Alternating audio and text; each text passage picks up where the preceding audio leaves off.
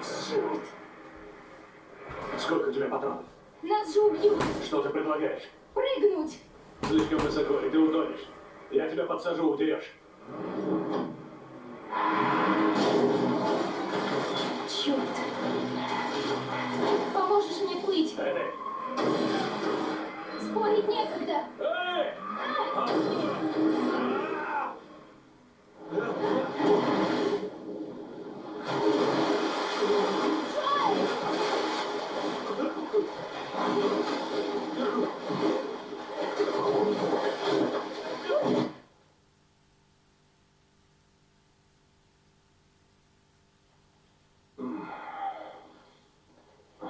Генри!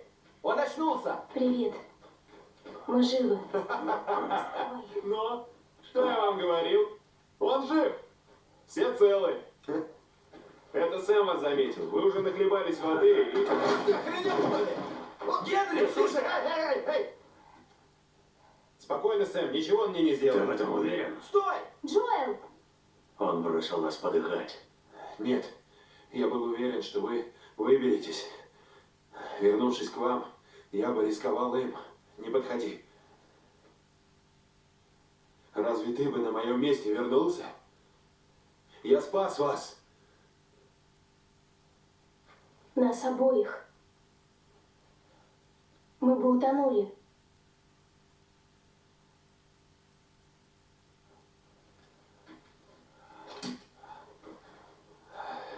Да все нормально, не парься.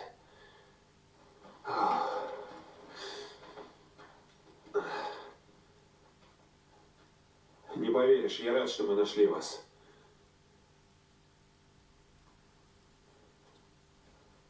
Радиовышка за тем утесом. Слышь, там будет полно еды. Порадуйся, что не убил.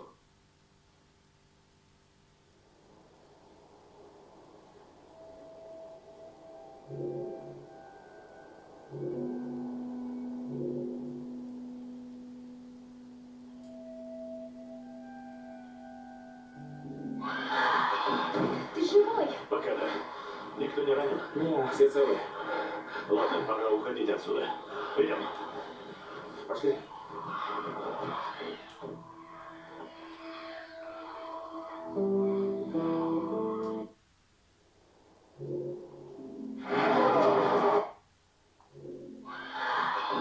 Ты живой? Пока да. Никто не ранен? Нет, все целы. Ты живой? Пока да. Никто не ранен? Нет, все целы. Ладно, пора уходить отсюда. Идем. Пошли.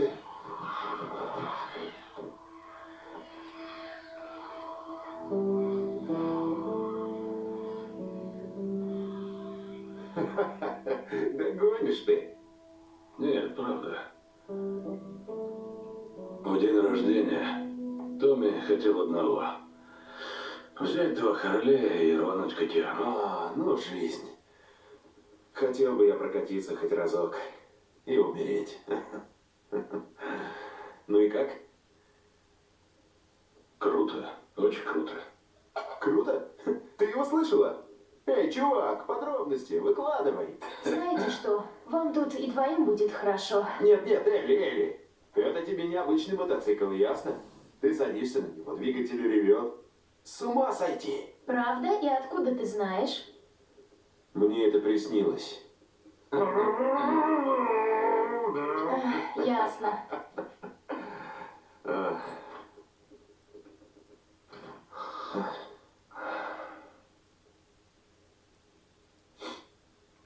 Похоже, никто из наших уже не придет. Да. Тяжелее всего будет сказать это Сэму.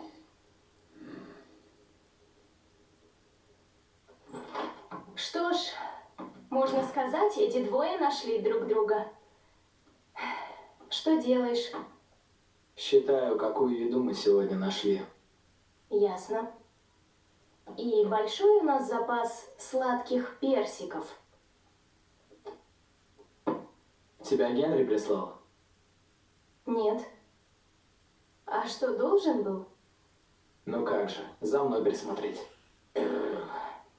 Мы все отлично справились. Особенно ты.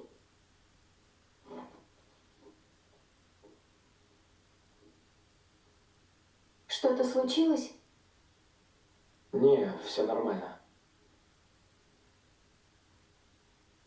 Хорошо. Ну, спокойной ночи. Как ты ничего не боишься? Кто тебе сказал? А чего ты боишься?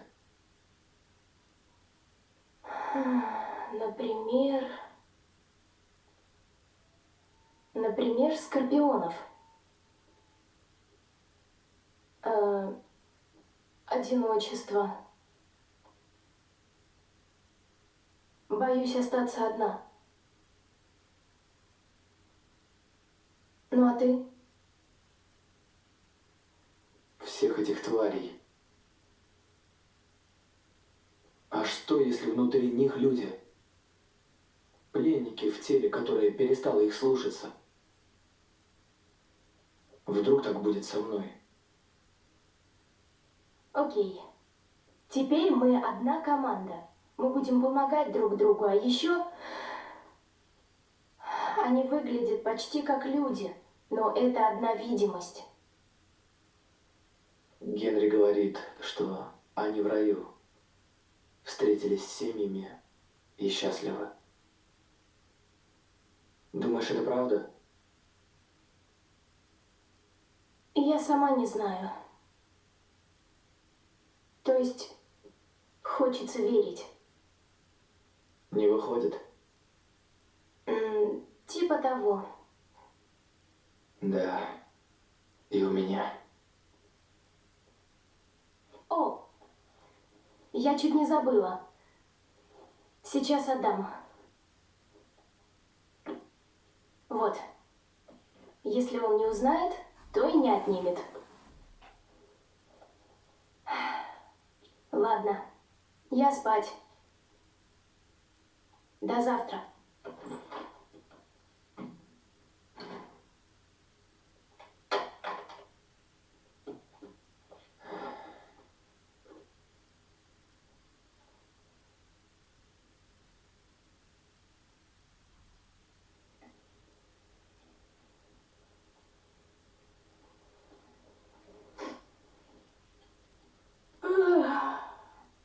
Эй, пахнет вкусно. Доброе утро. Где Сэм? Дал ему выспаться. А, Хочешь с ним поболтать, иди и разбуди. ладно.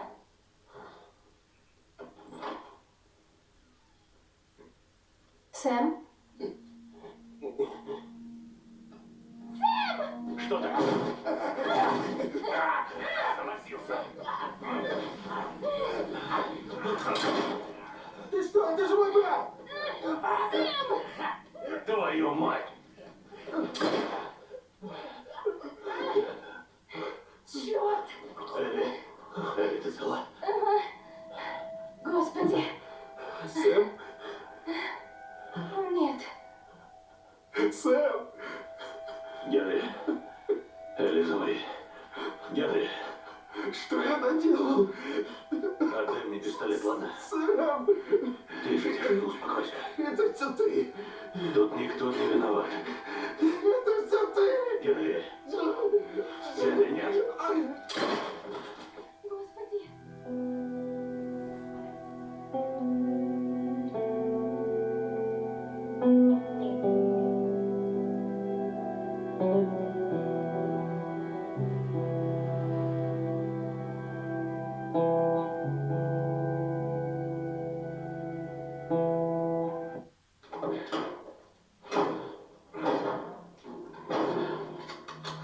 А ну стоять!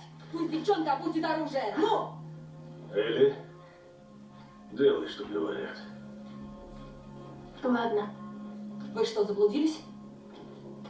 Мы не знали, что здесь кто-то живет. Просто хотели пройти насквозь. Куда насквозь? Это свои! Ты их знаешь? Только его. Мой родной братец. Томми, Охренеть. как поживаешь, малыш? Ну и ну. Да. Ну покажись хоть. Да, ты постарел. Скоро сам таким станешь. Это Мария. Повежливее, она тут типа всем заправляет. Мэм, спасибо, что не пальнули. Было бы неловко пристрелить своего деверя. Рано или поздно нас всех окрутят. Ты Элли? Да.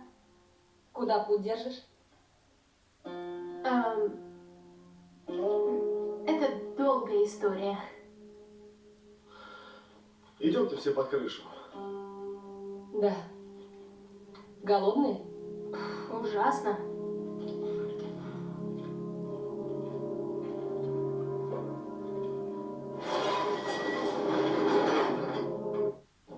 А вас тут немало.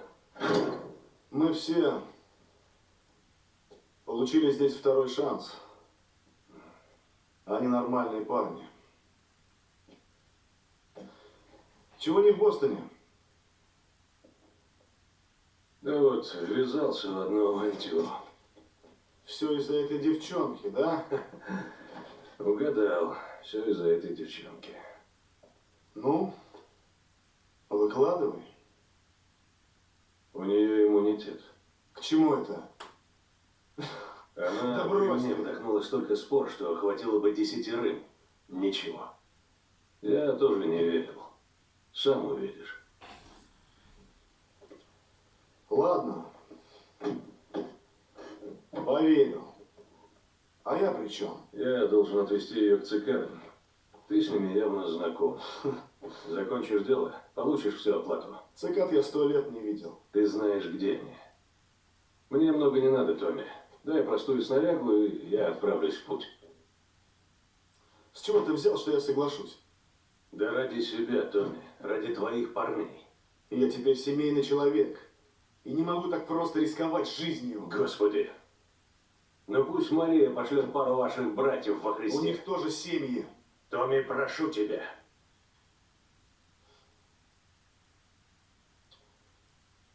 Нужна снаряга.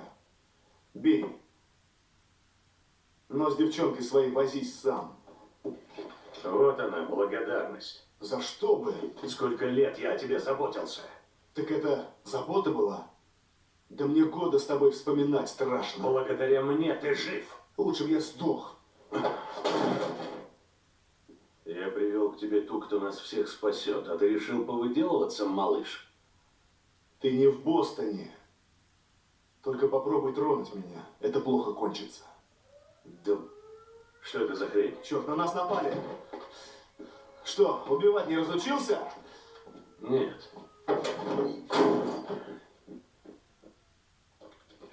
Ты цела? Да, цела. Джоэл, в общем, они бросились со всех сторон, Ясно. а Мария такая, всем бежать. И мы нырнули под столы, а тут бугай пальнул. Тише, тише. Слушай, И мы... скажи мне, ты не ранена? Нет. Черт. Пойдем-ка поговорим. О чем тут говорить? Пусть найдет кого-нибудь другого. Мария, я просто не смогу с этим жить. Ты знаешь, сколько людей мы сегодня потеряли? О чем это они? Случайно не обо мне? Потом поговорим. Узнал, где лаборатория? Элли, поговорим потом. Потом? Ну-ну.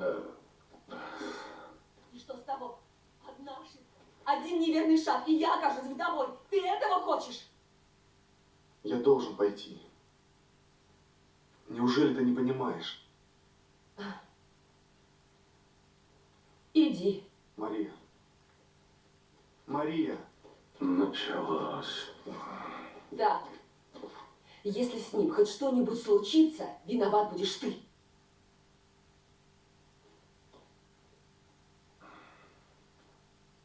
Она беспокоится.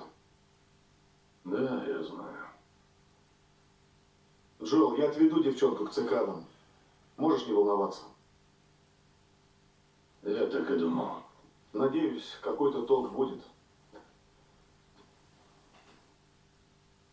Пойду скажу Элли.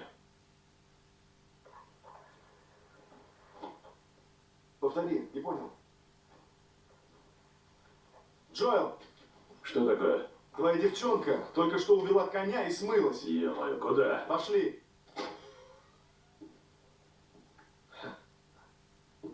Это правда все, что их волновало? Парни, кино. Какую бы лучше маечку надеть? Хм, так странно. Вставай, мы уходим. Пошли. А если я не хочу? Ты хоть понимаешь, что значит твоя жизнь? А? Взяла и убежала из идиотской прихоти, как глупый ребенок. Значит, мы оба друг друга разочаровали. Что ты от меня хочешь? Признай, что ты мечтал меня сбагрить. Томми знает эти края Да лучше меня. плевать. Ну извини, ему я доверяю больше, чем себе. Хватит прикидываться. Чего ты так боишься? Что со мной будет как с Сэмом? Я не могу заразиться. Я могу за себя Сколько постоять. раз мы чуть не погибли. И тем не менее до сих пор живы. Томми сумеет лучше о тебе позаботиться.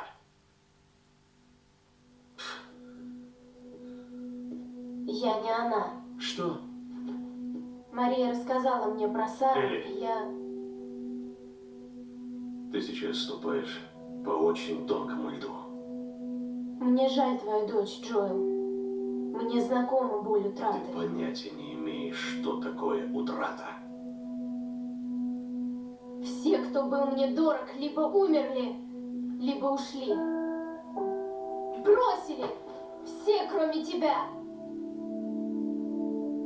Так что не говори, что с Томми мне будет лучше. С Томми мне будет еще страшнее.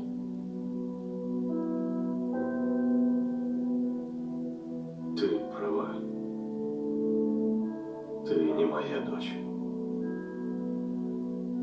А я тебе не папочка. Тут наши пути расходятся. Завязывайте, мы не одни. Двое на подходе. Внутри их еще больше.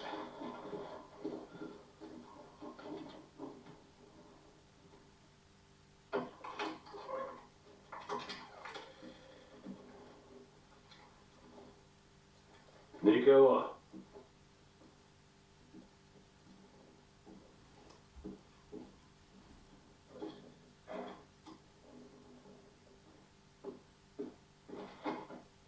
Помочь тебе? Я сама.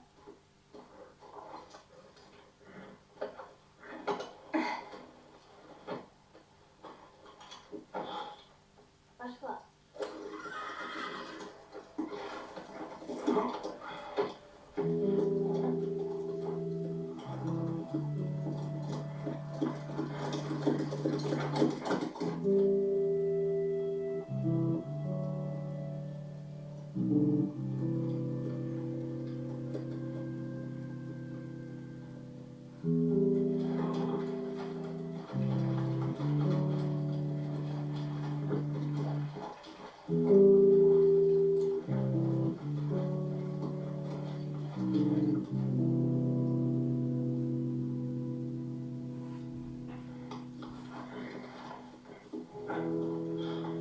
Тише, тише.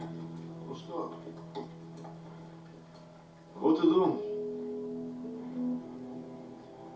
Вечером кино будет. Где лаборатория? Далеко, в университете Колорадо. Гаудамус. Элли, слезай с коня. Верни его Томми. А этого я заберу, если ты не против. Ну что, 2 раза просить? Я не понял. Опасаюсь твоей жены. Больно уж она грозная у тебя. Прости, что украла лошадь. Ты чего? Пошли домой. Давай хоть поговорим. Ну что говорить, я все решил. Значит, в Колорадском университете. И где она там? В научном корпусе. Такая, как зеркало. Не пропустишь. Передавай привет Жене. Мы всегда тебе рады. Знай. Готово? Готово. Адьос, братишка. Пошла.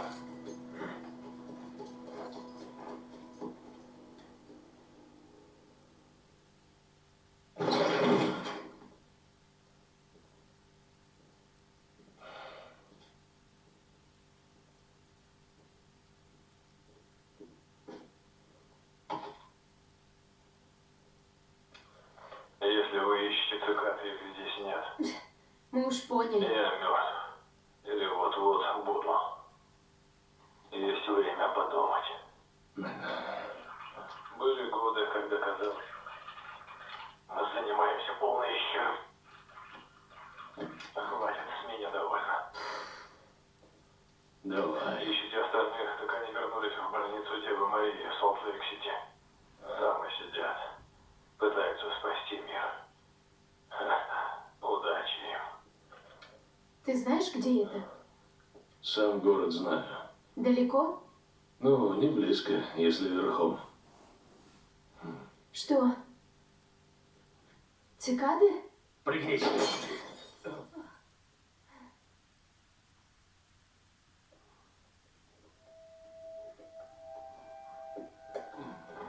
Кажись, ушли. А, Джоэл? Джоэл? Черт. Джоэл, ну-ка. Вставай, вставай. Скажи, что делать. Давай. Ну вставай ты. Джоэл.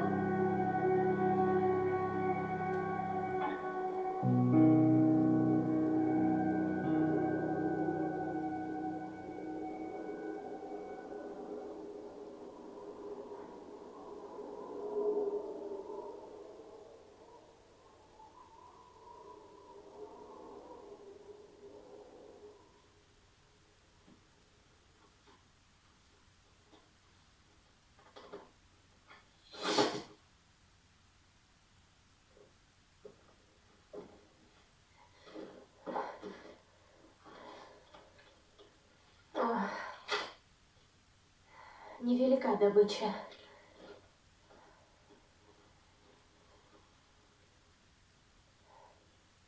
О, ты его спугнешь.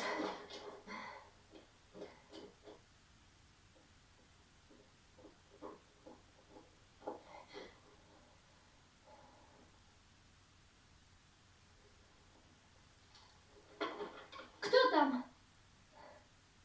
Выходи! Тише. Мы на пару слов. Дернешься, получишь стрелу промеж глаз, и твой приятель тоже. Что вам надо? Я Дэвид. А это мой друг Джеймс. Мы из большой группы. Женщины, дети. Мы умираем с голода. И у меня много народу, и все голодные. Тогда, может, мы что-нибудь предложим за это мясо? Оружие, ткань, пули. Лекарства. Есть антибиотики. Есть. В лагере. Пойдем вместе с Никуда нами. я с вами не пойду. Твой дружок сбегает. Принесет, что мне надо, и олень ваш. Приведет друзей. Пустишь стрелу промеж глаз. Именно. 2 пузырька пенициллина и шприц. Побыстрее. Бегом.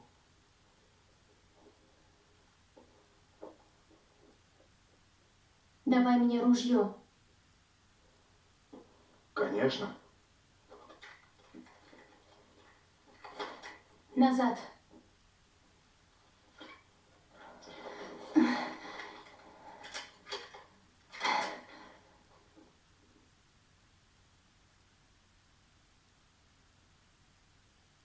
Он не скоро вернется. Ты не против укрыться от ветра? Возьмем с собой.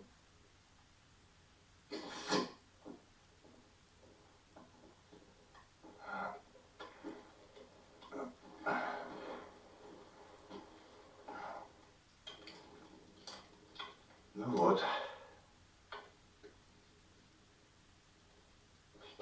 Все-таки зря ты ходишь совсем одна. Одной мне лучше. Ясно. Как звать-то? А что? Слушай, я понимаю, что трудно верить незнакомцам. Лекарство ведь нужно для кого-то родного. Все будет хорошо. Увидим.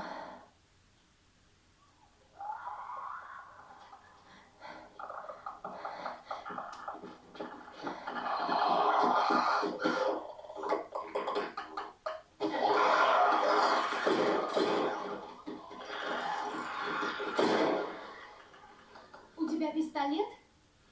Прости. Так, отдай, пожалуйста, ружье. Нет, пистолета хватит. Стрелять умеешь? Да уж приходилось.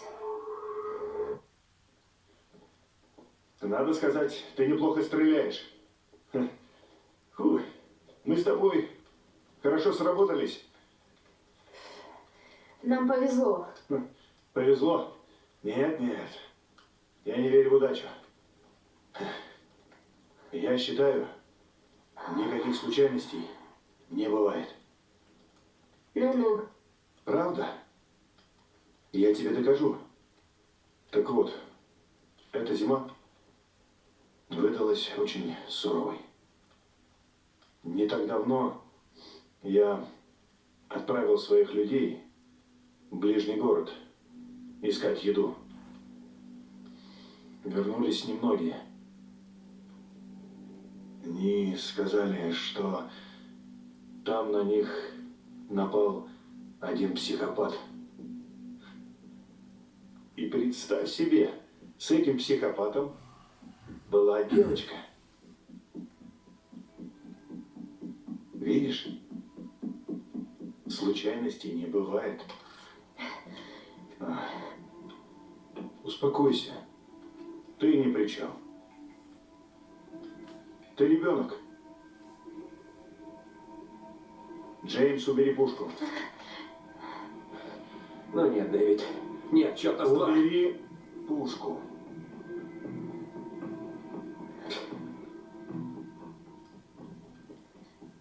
Дай ей лекарство. Остальные не одобрят. Это уже моя забота.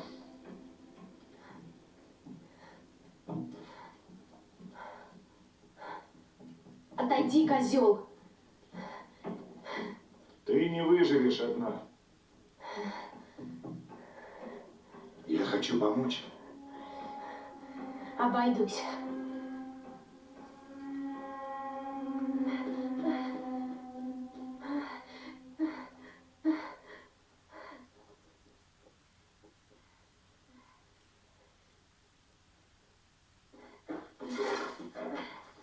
Валим отсюда.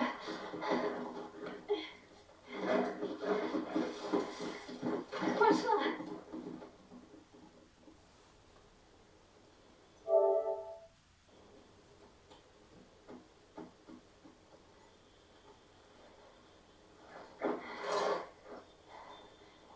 Идем.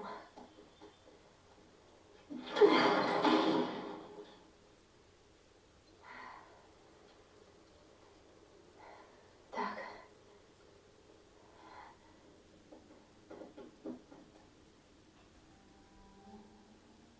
Джоэл.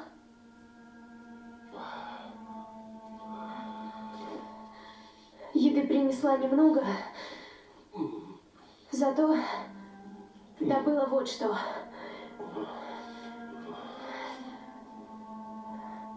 Так, руку.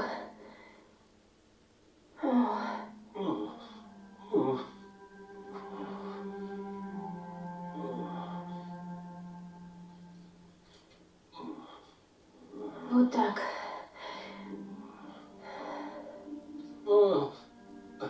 Прости. Ничего. Уже все.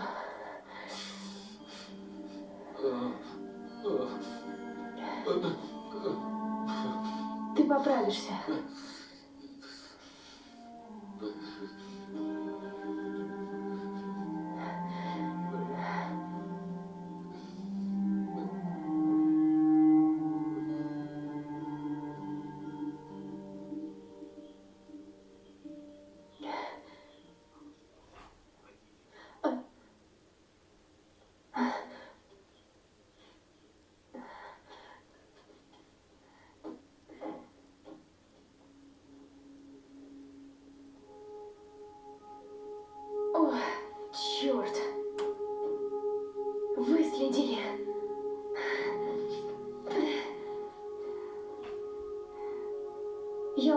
отсюда, а потом вернусь.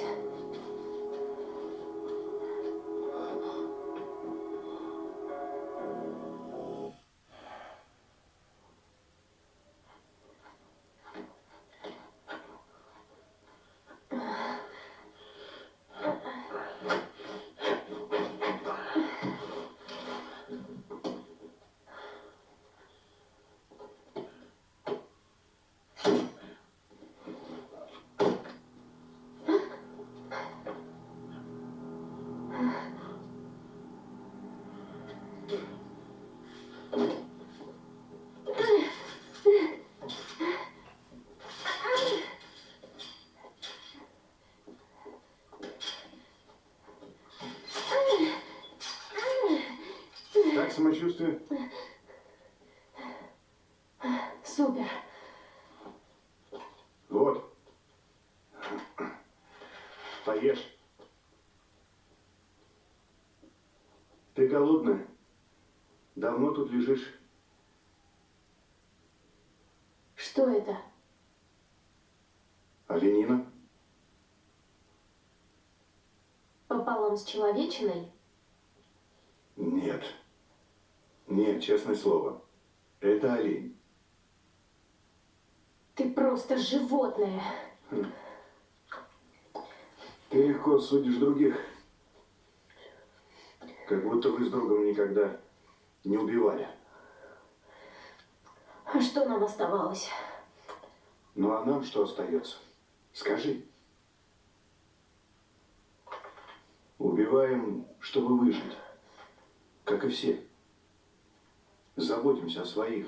Тут любые средства хороши. Что теперь? Разрубите меня на кусочки? Не хотелось бы. Как тебя зовут? Врешь, как дышишь. Напротив. Я с тобой откровенен. Теперь твой черед. Иначе я не смогу убедить остальных, Убедить в чем? что ты нормальная. Храбрая, верная, особенная. О, ясно.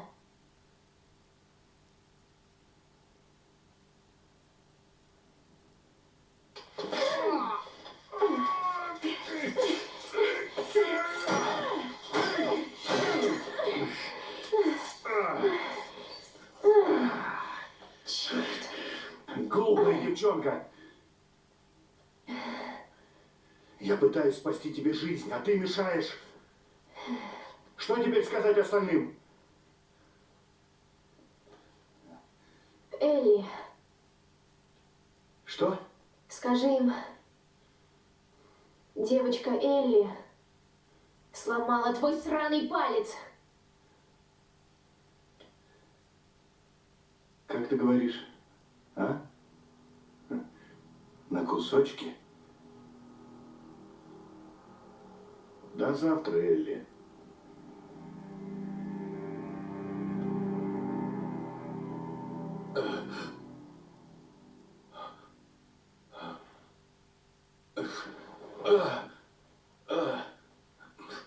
Элли.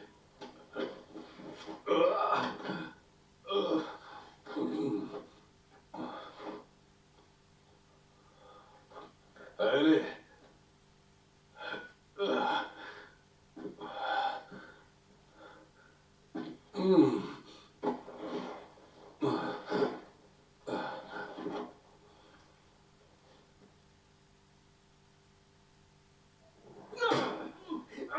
Что тебе нужно?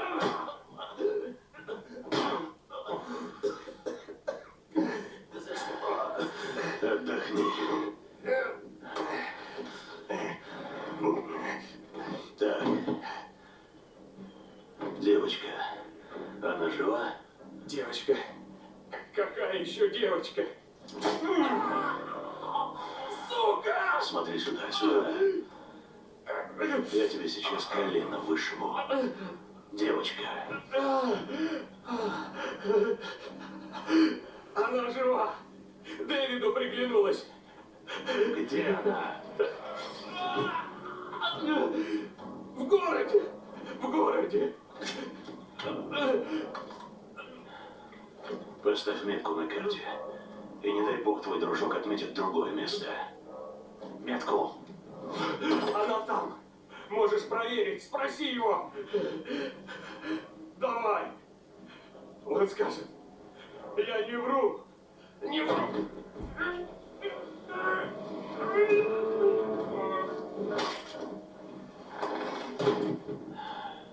Ты охренел? Он все тебе сказал.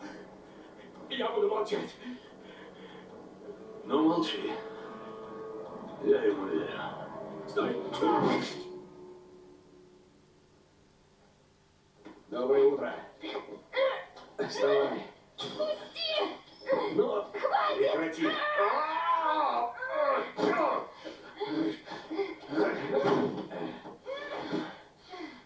Я говорил? Я заражена! Заражена! Да ну. И ты тоже. Не веришь? Задели рукав. Ну, смотри. Ну ладно.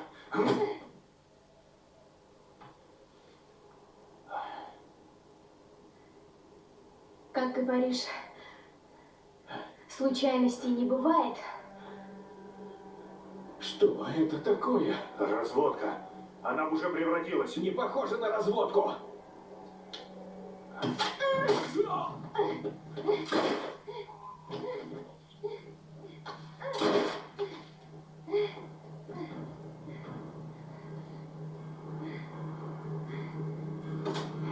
Ну все.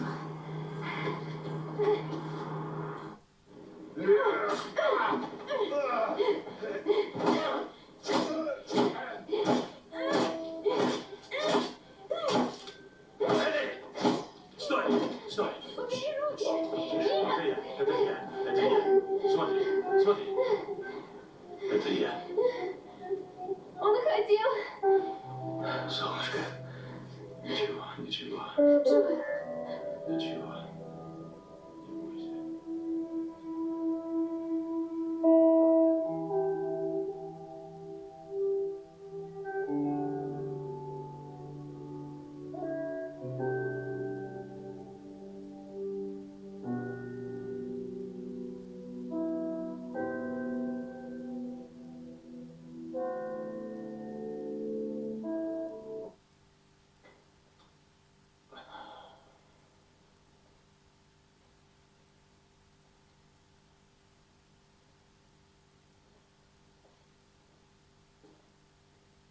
Мы можем отказаться.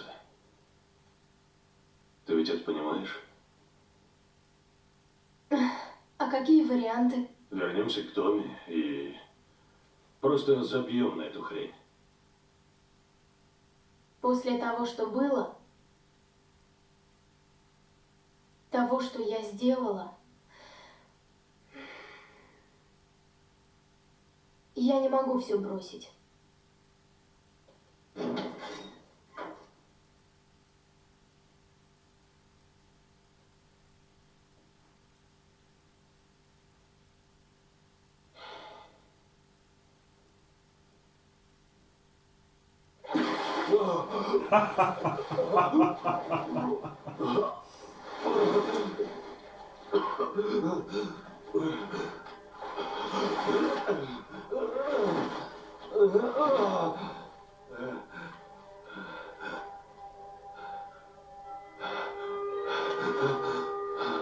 Дыши. Давай, проснись. Дыши. Руки вверх! Давай, дышать. Я сказал, руки вверх! Давай. Давай.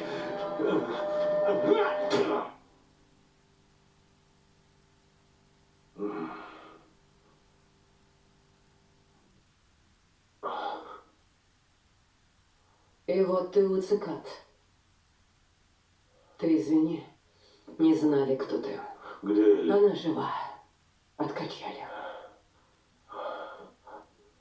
Вы столько прошли. Скажи, как?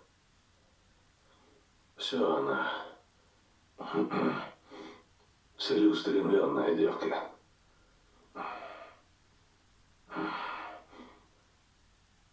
Может, это судьба.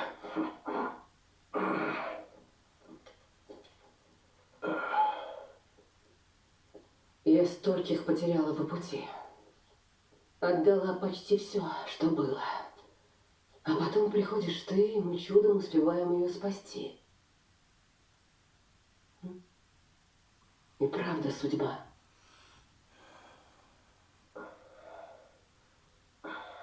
Я иду к ней. Можешь не волноваться. Мы Не позаботимся о могу. ней. Я хочу ее видеть. Нельзя. Ее готовят к операции. Какой еще операции? Врачи говорят, что кардицепс внутри нее как-то мутировал и дал иммунитет. Они извлекут грипп и смогут синтезировать вакцину. Вакцину. Как грипп отделят от мозга? Никак.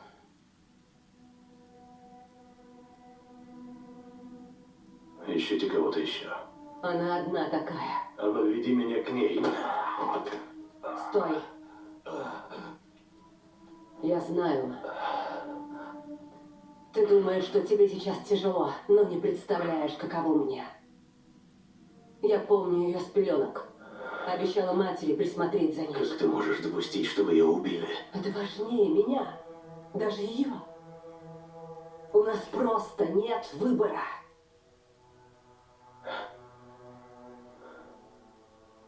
Да. Да, вижу, себя ты уже убедила. Выведи его. Только дернется, стреляй. Последний шанс, Джоэл.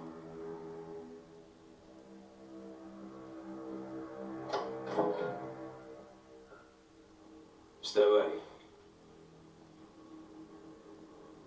А ну, вставай.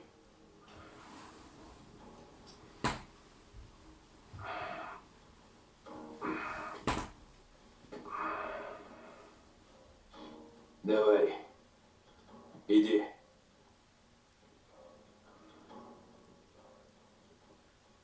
Иди, я сказал. Дай только повод. Куда?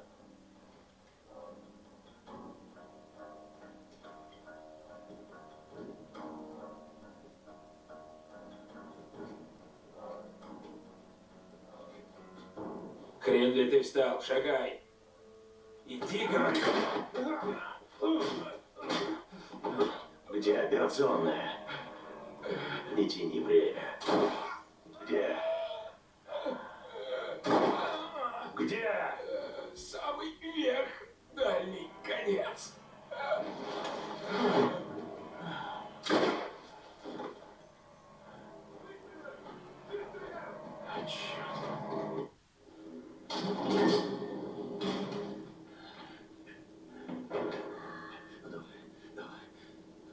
Ее не спасешь. Допустим, ты выберешься. Рано или поздно ее разорвут щелкуны. Или бандиты изнасилуют и убьют. Это не тебе решать. Это ее выбор. Ты ведь знаешь. Слушай, ты можешь поступить правильно. Ей не будет больно.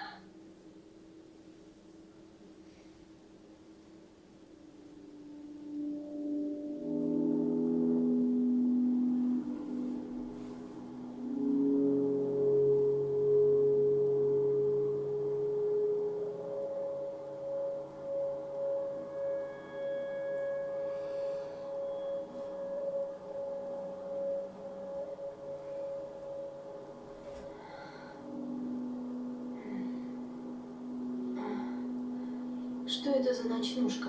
Пока не вставай. Отойди от наркоза. Что случилось?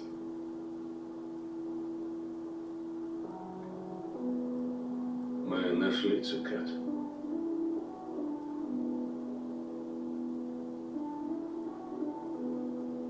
Оказывается, таких как ты много.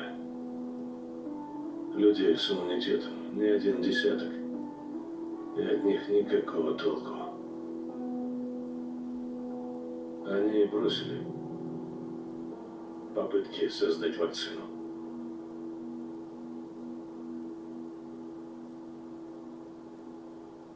Мы едем домой.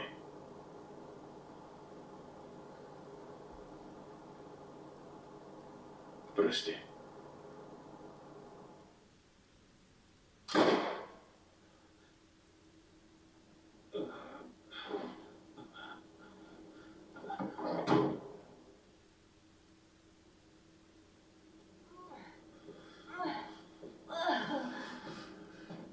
Нет!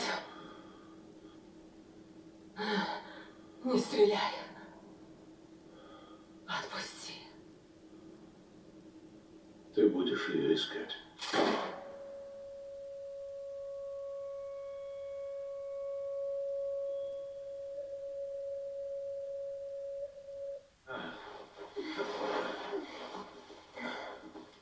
Идем.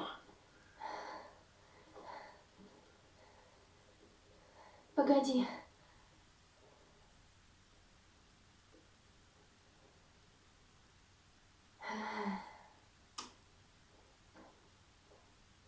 В Бостоне, когда меня цапнули, я была не одна. Мою подругу тоже укусили. Мы не знали, как быть. Она сказала, давай просто ждать. Мы сойдем с ума вместе. Это так романтично.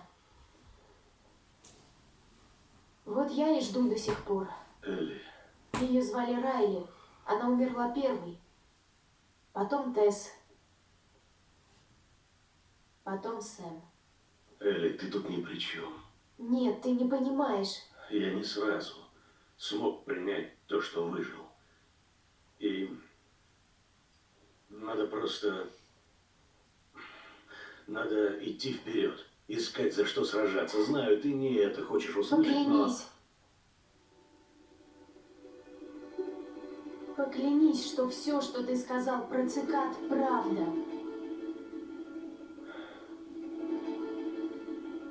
Клянусь.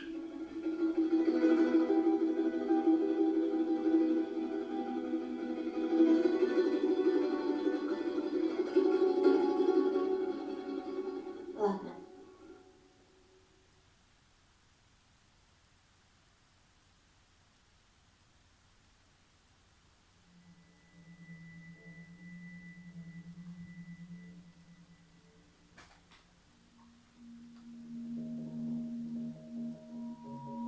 Yeah, making the new IP is, how can I put it? It's just don't do it. It's insane. I mean, it's a very difficult process. You have more questions than you have answers. Especially when you come from like, you've been making Uncharted 1 and Uncharted 2, just kind of like, now like things are going, you just kind of like good momentum, and then suddenly that momentum like just drops, stops. It's a very challenging process to create a new IP, and you're gonna fail over and over again, but that's what it takes.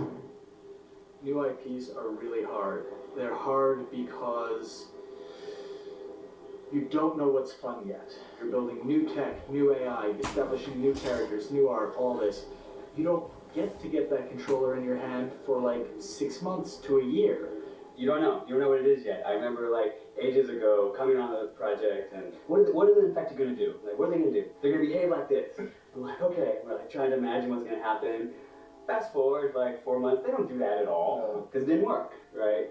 It's hard mode, right? Like it's game development on expert. There's a big thing about making a game, right? Which is a game has to be fun. You get your first build where everything's working. You've got player mechanics. You can walk around the world. You can shoot. You can melee attack people. You've got the AI in there. They're very intelligent, very difficult. That it's totally not fun because they snuck up behind you and murdered you in a second, and there was no way to figure out what was going on. We're making a game, by the way. Hey, James.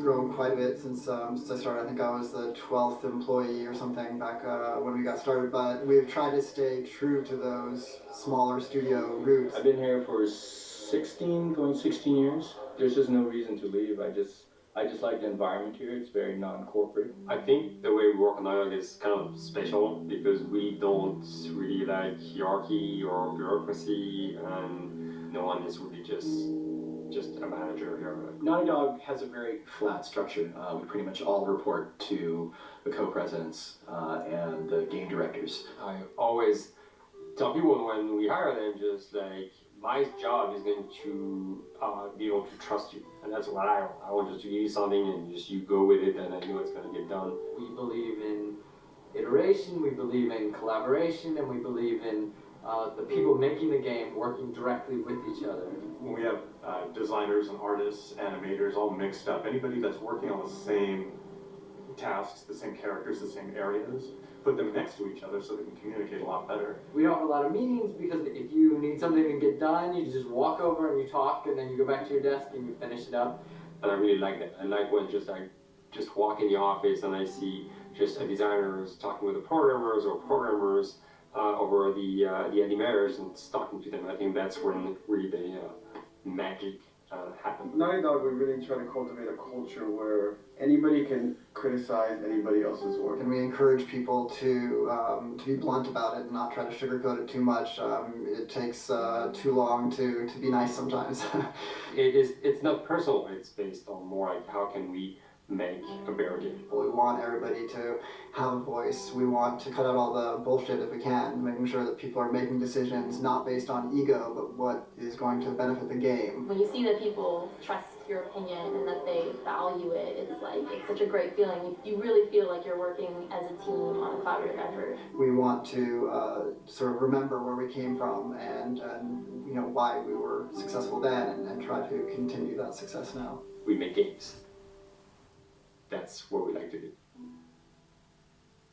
Back when Uncharted 2 wrapped up and we decided that we were going to build the second team and create a new project, we kicked around a lot of ideas. One of the very earliest ideas was to go back to Jak and Daxter.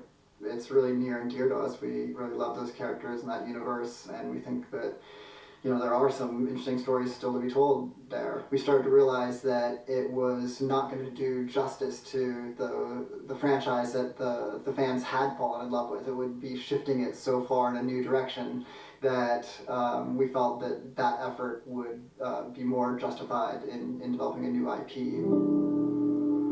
Neil and Bruce came to Christoph and I and said they wanted to do a post-apocalyptic game. I think the core essence of what they wanted to do, though, was to try to tell a story about two people and how their relationship evolved over the course of the entire game. That potential, oh wow, there is something very special about that game. That this is going to be polished, and you're not sure if it's going to work or not. And you have doubts, and like, should we be doing a game like that? Should we be doing a first-person shooter? Whatever, like you ask yourselves all those questions. And the creative director and the game director are the core of the team that have to really see eye to eye. That's why you have that balance between like Bruce and Neil, and Neil's gonna try to push just the story and the characters, and Bruce is going to try to push that with just the gameplay as well. And so it's kind of like they're those guys are just trying always to find the right balance between the two. It's a very dedicated process. We feel that the interactive medium has an untapped potential to touch the feelings of the player. You have that connectivity, the fact that I'm actually in the world and participating in what's happening on the screen in front of me gives us some sort of advantage to make you feel connected with what's actually happening. At Naughty Dog, that's what we're trying to do, is pair story and gameplay together. If we can make you feel like you're actually with these characters on a journey and you're invested in those stories and those characters, then you're feeling, in theory, the same thing that they're feeling. As the story evolved and took different shapes and different forms, the thing that was always there was Joel and Ellie. And because of that, everything kind of grew out of that relationship.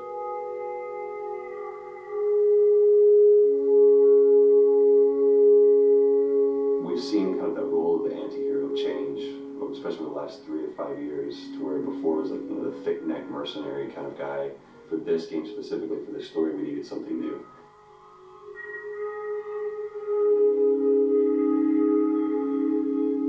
The reason we didn't want to make Ellie Joel's daughter from the get-go is because it wouldn't have anywhere to go. Of course, at that point, he'd be willing to do anything for his daughter because that is what a dad would do for his daughter.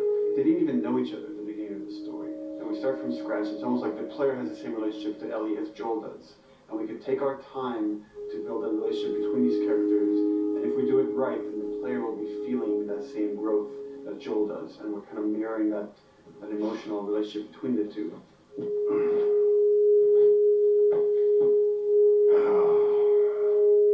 What are you doing? Killing time. Well, what am I supposed to do? I am sure you will figure that out.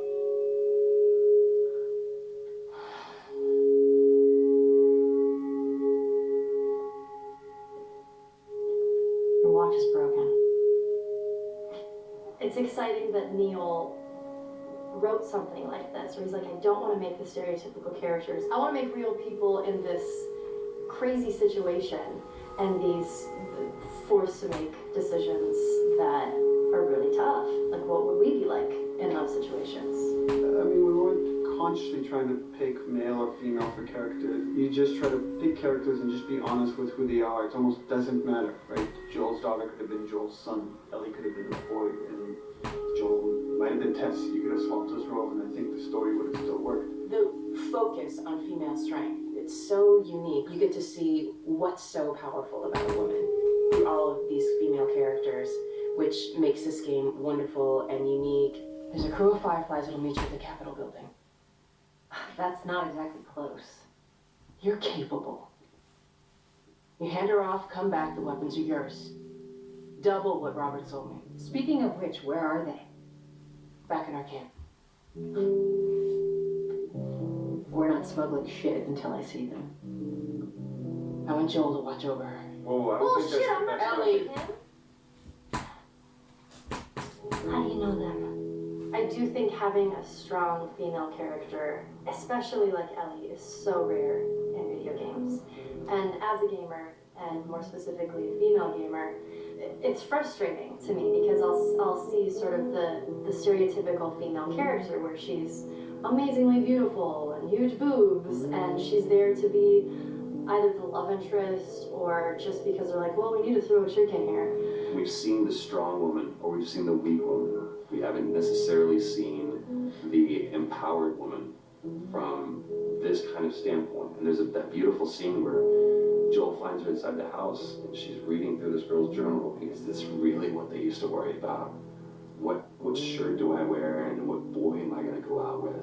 You know, and to be met with those first world problems that we deal with every day and go, how trivial is all of this? I think it's going to resonate a lot, not just with, you know, a female audience, but with a male audience as well. The thing that was intriguing to me after the fact is knowing that we're kind of creating a female action hero in a way. This is her origin story with Ellie. To sort of be such a strong female character that is completely normal looking, regular t-shirt and jeans, and she's 14 and she's still a total badass, is really exciting to be part of that. There's so few non-sexualized women in video games, especially in the main role. kind of proud that we were creating one. It's very complex, and without the players knowing it, she becomes the protagonist by the end of the story. And that's why she's in the front of the box, and that's why we've been promoting the two of them together so much. It is a dual protagonist game, and yeah, I guess I get nervous to think about it in that way.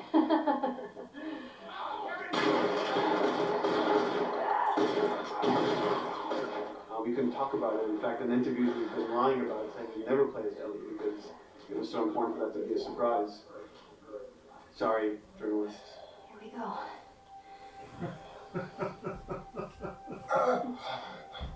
Sorry. Hold on. That's it. The tone of the game was set pretty early on that we knew that we wanted to make a really grounded story. We knew that we wanted to make the player feel the sense of tension and dread and go through the same emotional roller coaster that Joel and Ellie were going through. One of the things we kind of struggled with is to say, well, if we want to really ground this world and make it so like realistic, maybe we shouldn't have anything that could be perceived as a monster. Maybe like by just having an infection and just kill people, and it's all about humans and how they deal with this post-apocalyptic society and how different people decide to survive. Maybe that would be enough. And what we realized is because we're making an action game, a lot of the storytelling happens on the joystick. And once we remove the infected, it's like all of a sudden now we can't tell the story through gameplay of what happened to the world. And that's where we kind of went back and kind of brought the infected back in, because it lets you see, once you're fighting them, the threat that people had to deal with, that otherwise would just be very cerebral and people could talk about it, but you couldn't necessarily experience it yourself. In a novel that might work, in a game for us, in a specifically an action game, it didn't work. And from there, when we start kicking around those ideas, we're just like, what would be cool just to play? The early inception for it really came from a BBC video we saw called Planet Earth, where they were talking about a cordyceps fungus. This cordyceps fungus gets inside of the brain and controls these ants, and mandibles start chomping, they grow up to higher areas, cordyceps fungus sprouts out, and then it germinates. And essentially uses them to spread its infection and take over whole colonies, sometimes wiping them out. As soon as we saw it, we were intrigued by the idea of, what if it jumped to humans?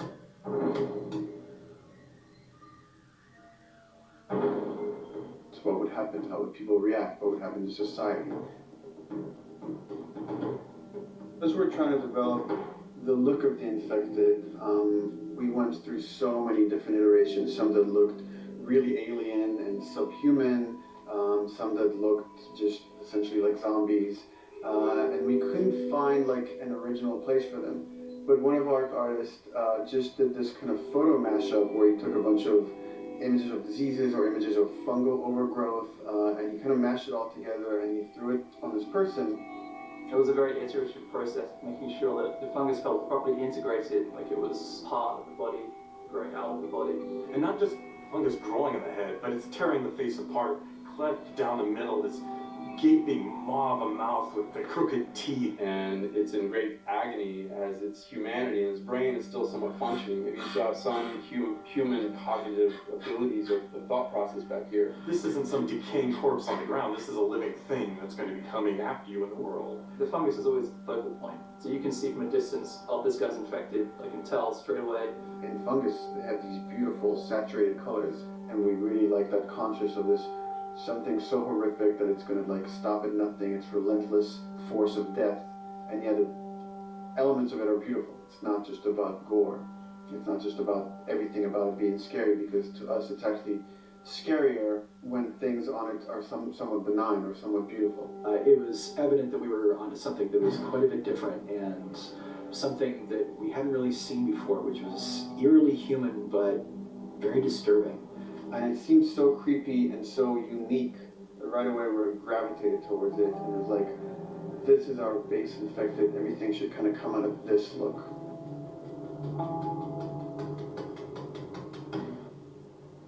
So once we had this idea of the face-splitting kind of look that eventually became what we called the clicker stage, we went to great lengths to create a full biological cycle for these things. So in the early stages, you don't actually see too many signs of fungus surfacing out of the skin. It's kind of underneath it, like people have lumps starting to show. The eyes will be kind of cloudy or lopsided because the fungus kind of originates inside the head. that moves into the next phase, which is the clicking phase. And if they mess with the eyes, we end up saying, well, how do they get around? Oh, echolocation. And they use a form of echolocation to track down their enemies. Just like bats, or even some blind people can see by making a clicking sound, a sound that on its own wouldn't be very scary. And then to associate it with something that people in this world are very fearful of, so that as you're exploring an environment, all of a sudden you hear this click, and you're seeing everybody just get frightened, just everybody duck, everybody hushes.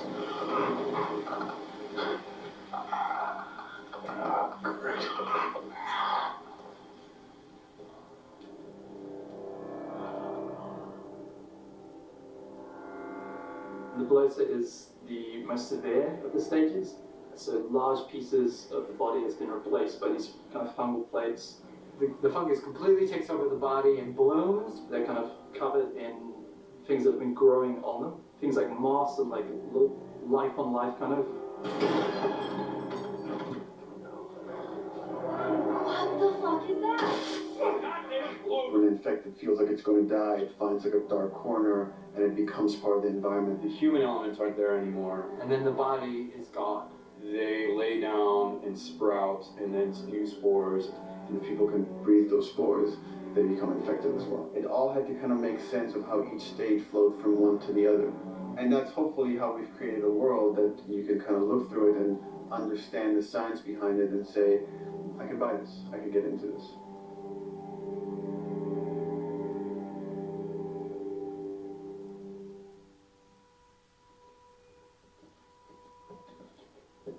Mandatory evacuation.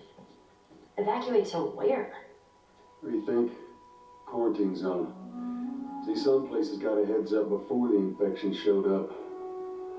Most didn't. Over the course of Joel and Ellie's journey through this game across America, you find all these different societies, all these different enclaves, and you get to see how do they deal with the infected. Without the manifestation of this infection, you can't have these people making those interesting choices.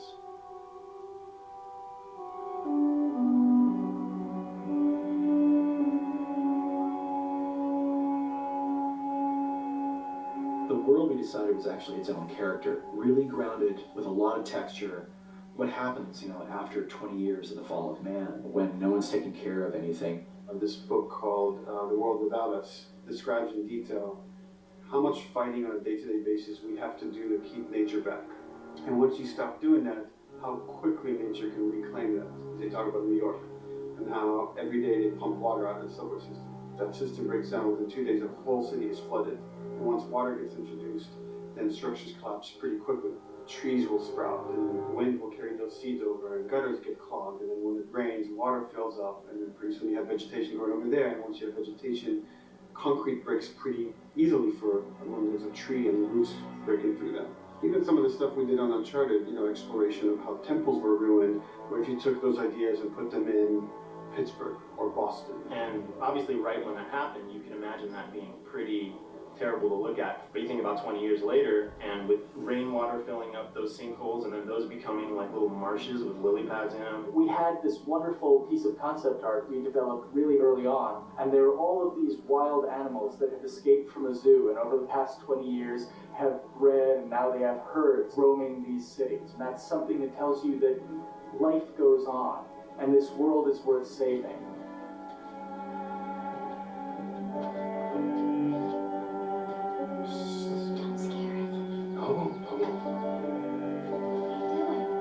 There's something really pretty about nature reclaiming its domain once we are gone. So fucking cool. We have another level of OCD of the logic that goes into some of these environments. Water damage seeps into them, that creates some little moss growing on the floor, or a tree radiates energy from its base, and that over time starts to melt the snow around. And that's the reason why you'd see those little rings of leaves showing through in the snow. That gives it that extra, believability. This is pitch art. I'll try to start with an idea that conveys sort of the feel of the environment. Something like this, very brushstrokey, very painterly. You can see not a lot of detail, just energy and conveying a mood. This is sort of just a conversation starter and then this would be more an actual space. So you start talking about, is this too tight of a space right here? Would the player even fit through there? Do we even want to include water? Those are conversations you start having a little bit later. And then it usually needs several more passes back and forth in order to be tightened up to be the experience that you would see in the final product. So, dude, I was actually trying to figure out right here, there should probably be some dead foliage.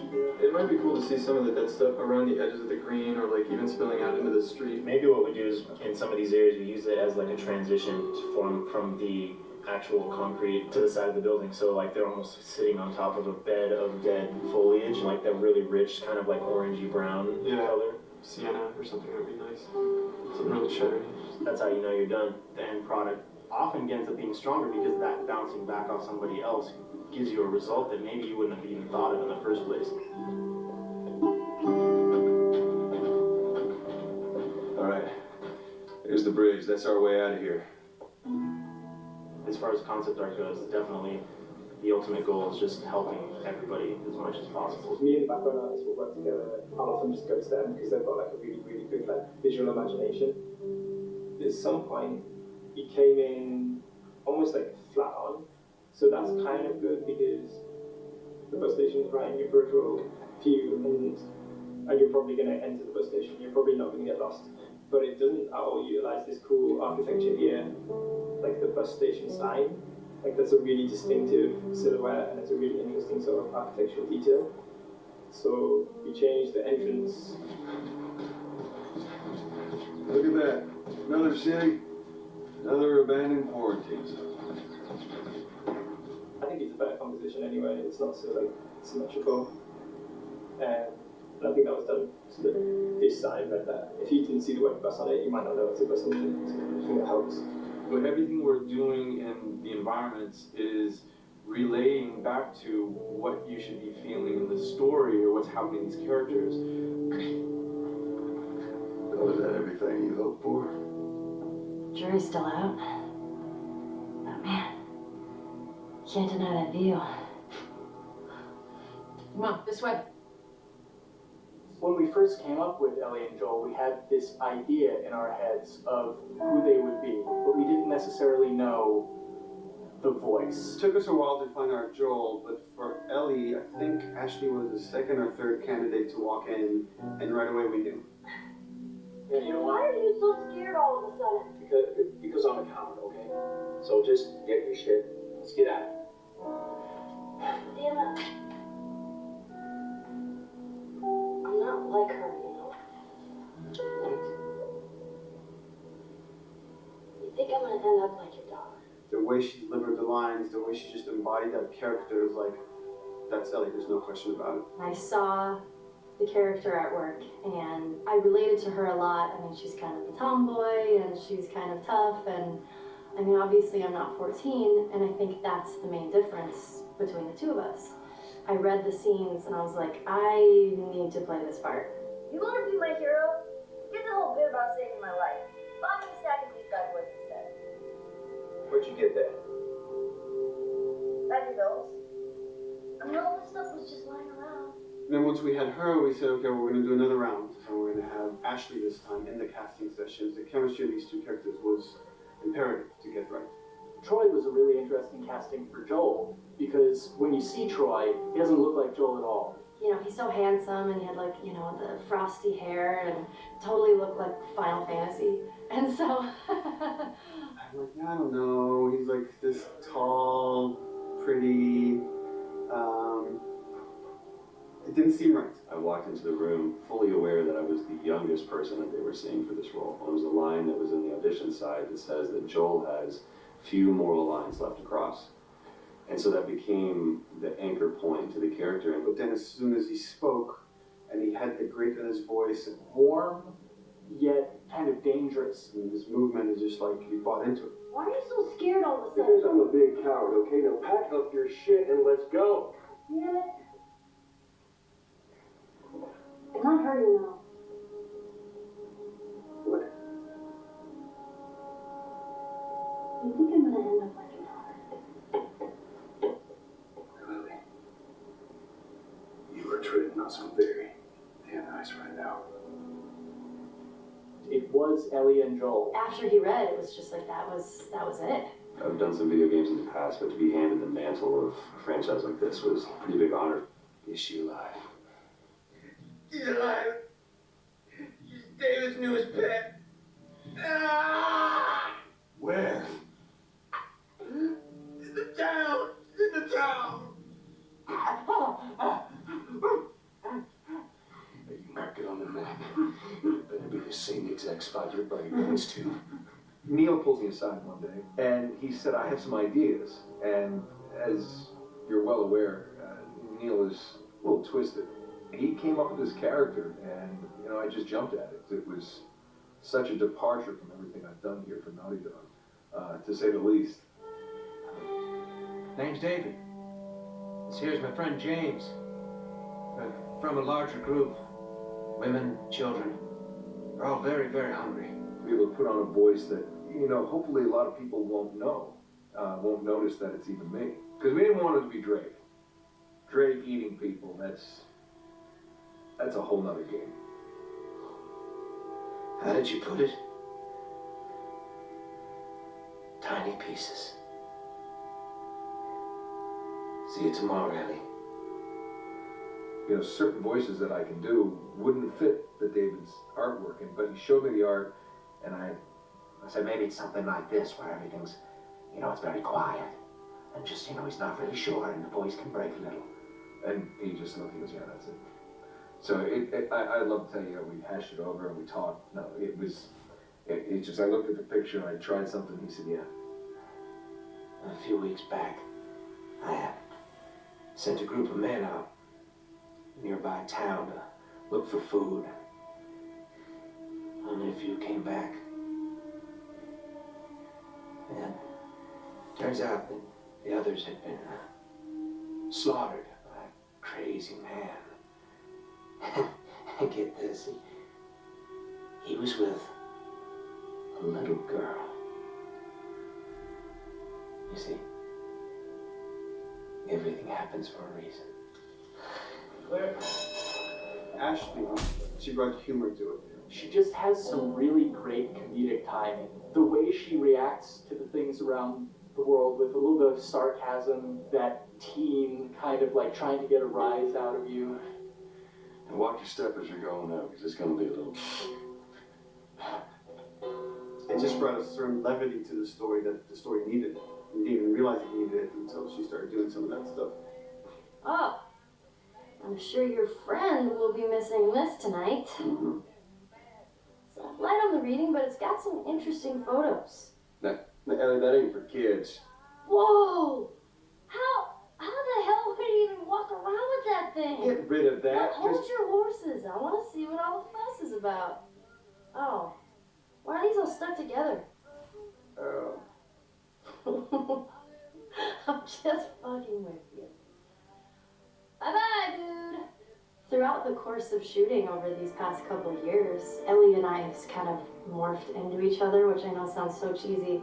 Neil always asks, he's like, well, what would you do in this situation? I think the most important thing that Ashley brought is a sense of capability to Ellie's character that wasn't there at the beginning. The very first thing we shot involved her being pulled out of a car and attacked, and Joel was supposed to go save her. It was written that Ellie sort of was just kind of watching on the side, just waiting till he was done, and I was a little frustrated because I was like, well, if this were real life, I would do something. We did a couple of takes, and at some point she walked up to me and she said, I feel like I'd hit him. So we added in a part, like, you know, right there off the bat, she's not just this damsel in distress. Right there, she wanted to fight back from her very first day of shooting. We didn't have it right initially. She needs to be more capable than initially we thought she would be, and actually that made us go back and rethink combat and rethink a lot of the areas in the game, and now she was going to take a much more active part.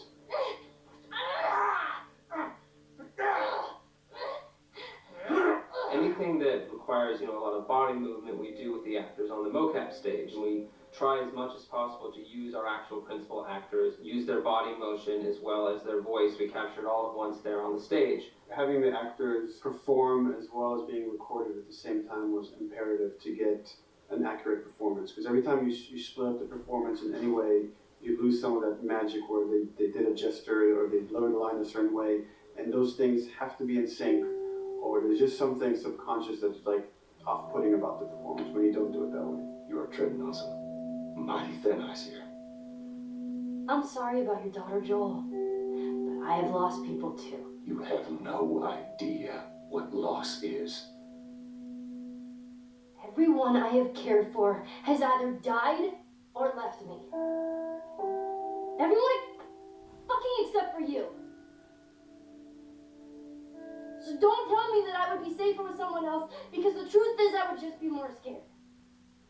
It gives you the most authentic, most realistic performance, because you're actually there, not just making your own choices, but making your own choices based on the other people that are involved in that scene. And so you get this truly natural approach to things, and it shows up. It's like theater in the round. You can do anything from any angle, and the smallest, most subtle thing will be able to pick up. There's no place to hide. So you have to be as prepared as possible, because you have no idea which moments they're going to use. There are these little improv moments and, you know, little nuances that you get that probably isn't scripted, that just comes out of play, you know, while they're performing. That mistake that was just blossomed into a really good idea. Did we improv on The Last of Us? Yes. Yes, we did. Doing this was a whole lot like being 5 playing in the backyard with a stick, you know, and this is my machine gun, and you know, a pine cone is my hand grenade. It's all in your imagination. I'm doing the exact same shit that I did 45 years ago. I just get paid for it now. We square. We're square. And get the fuck out of my town. I don't do a lot of voiceover work, so for me it was nice to be able to work off of your other actors. I can't imagine it working any other way. I'd never done mocap before. I didn't know what to expect. The suits were crazy. Yeah, the suit gave me wedgies. Like, deep wedgies that I had to pick out with my middle finger. Too much information. Just how damn sexy I look in a motion capture suit.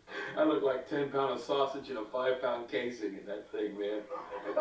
Once you get past the fact that like everybody else and you look like weird clown people with these little dots and stuff, once you like give over to that, it really was pretty easy to make it just feel like you're in the moment and in the scene. So everyone that was on this is a slam dunk. This isn't just another gig to them, and that creates a really cool energy for people to really start experimenting and playing jazz. Floor yours. Action.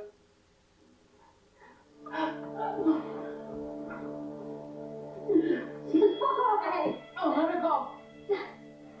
Don't worry, this is fixable. But I can't come with you. Well, then I'm staying. Ellie, I want Joel to watch over. Oh, no. Bullshit, I'm not Ellie. with you. I could just take her to the North Tunnel and wait for me there. Jesus Christ. Just cargo, Joel. How do you know them? You know, we craft the scene out until it has a good feel, and then we pass it off to animation to clean it up. Real life motions don't necessarily always translate into gameplay. There's something that's usually missing, so we have to, you know, maybe enhance the gesture or enhance the shoulder movements or a breath that you want to be able to feel, but you don't really see it, so you can't really feel it unless you see it.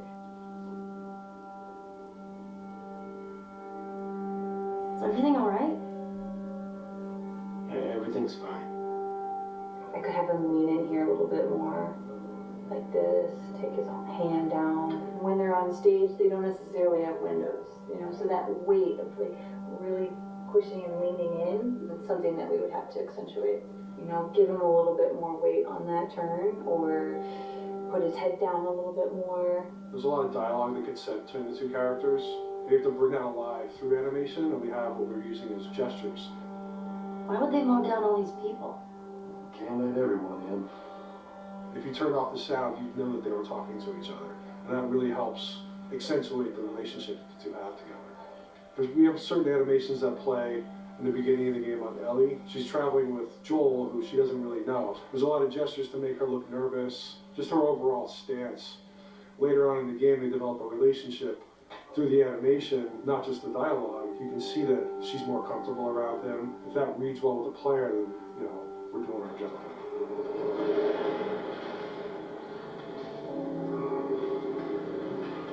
You want her to look scared when she gets a gun. You want her to look scared of the gun. See, if she's gonna aim, she wouldn't be like super trained aim. She would be more like some scared, but at the same time it needs to look cool and feel cool to the player that plays. It's really just these little tiny details that we're doing, and it's coming across. It's working out well. We don't do facial capture, we don't track eye movements on stage, it's just the motion capture data. Everything that you see on the faces is hand keyed. You can see this is all from mocap data. And so when I'm doing something like this, I go back and forth to performance that she was giving, and I watch just this section over and over and over again. So this is our default base, where I can make everything super extreme and make her all squinty and angry, turn her frown down. I can open her mouth, stick her tongue out. It's listen, watch, okay, where's her mouth at this point? Like, is it open? Is she making like a grimace? About Tess, I don't even know. Here's how this thing's gonna play out. You don't bring up Tess. Ever. In fact, we just keep our histories to ourselves. We shoot all of it to just get the body motion, and then we'll do a second pass with the cameras. The scene's playing back on an overhead projector, but it's also playing back on a monitor that's attached to my rig. Sean and I would go to the stage and motion capture the camera, filming the scene, and so he would get a whole wide shot, a whole close-up for the whole scene. You know, you can change your lenses, you can use your standard 35, 85, 50s, whatever, all that sort of live action camera cinematography you can apply on stage. We make sure to go back in and add flaws. We keep the confinements of the room so the camera can't go past a certain wall, because then we have this cheated perspective. If the cameraman bumps into the wall, we keep it, you know, missing focus hits when you're pulling focus, going too close to the character and reframing those little moments in there. It kind of keeps it very cinema verite. If everything was too perfect, you wouldn't be able to put your finger on it, but you'd be able to feel it. It would just feel off. It's very much about grounding it, despite having the option to do whatever we want. Being able to place the cameras anywhere we want after the motion capture gives us both advantages and disadvantages. The biggest advantage is it means that we just have to nail the best performances we can get, and the luxury is that we can always swap it. The 3D world gives you limitless opportunities with cameras and movements, exposures, all that stuff. Most of these cameras are sort of set up like real world cameras. So we have lens, we have f-stop that will create the depth of field. We have aperture to set our film back and all that stuff. A master, and then I have my close-ups, my over the shoulders, sort of just like a live action production. Let's go to camera 30 at the 23.458, then I get that kind of weird, bend across his back. The closer I bring the camera, the more bend I get, which is, doesn't look right. It looks less cinematic than if I do that, which flattens the whole thing. And I'm trying to also catch Ellie. Like if we scrub a little more, catch her in the back here, so I want a longer lens and that kind of stuff. Since I've only had experience working with live action before I got into video games, it was a kind of a cool adjustment to be able to have this extra flexibility in post, to swap a line of dialogue for something different, even though that's not what the actors said at that time, and to be able to still have a close-up on them while they said it. You get to make it probably more perfect than you could ever make it in live action. How far are we gonna take As far as it needs to go. Where was this lab of theirs? Because our actors are both the voice and their body, they get to play, they get to try things, they get to work with our director to kind of come up with new ideas, or even our director will have a new idea on the spot that wasn't there in the script, but realizing when he sees it, oh, well, this would actually be better, this might feel better, and those changes all just happened organically there on the set. He could even lead straight into his thing. It's like, no shit, yeah, time when we do this, we ran 2 hours and drove cross country. Keep it pretty succinct, like we got the bikes, rode them cross country. It's shocking to me that this is Neil's first time directing. There was a specific tone and a specific approach that Neil and Bruce wanted to take with this. It just came down to, there's nobody knows the story better than you, and then there's nobody that knows these characters better than you. Why don't you just do this? He and I actually had a conversation about it. He says, I think I'm going to try this myself, and I'm not sure. Neil was fantastic. The floor is yours. Okay, so remember you've been running away from this turret-mounted truck. If you come to this dead end, you're going to look up and see a potential way out. And action. Check it out.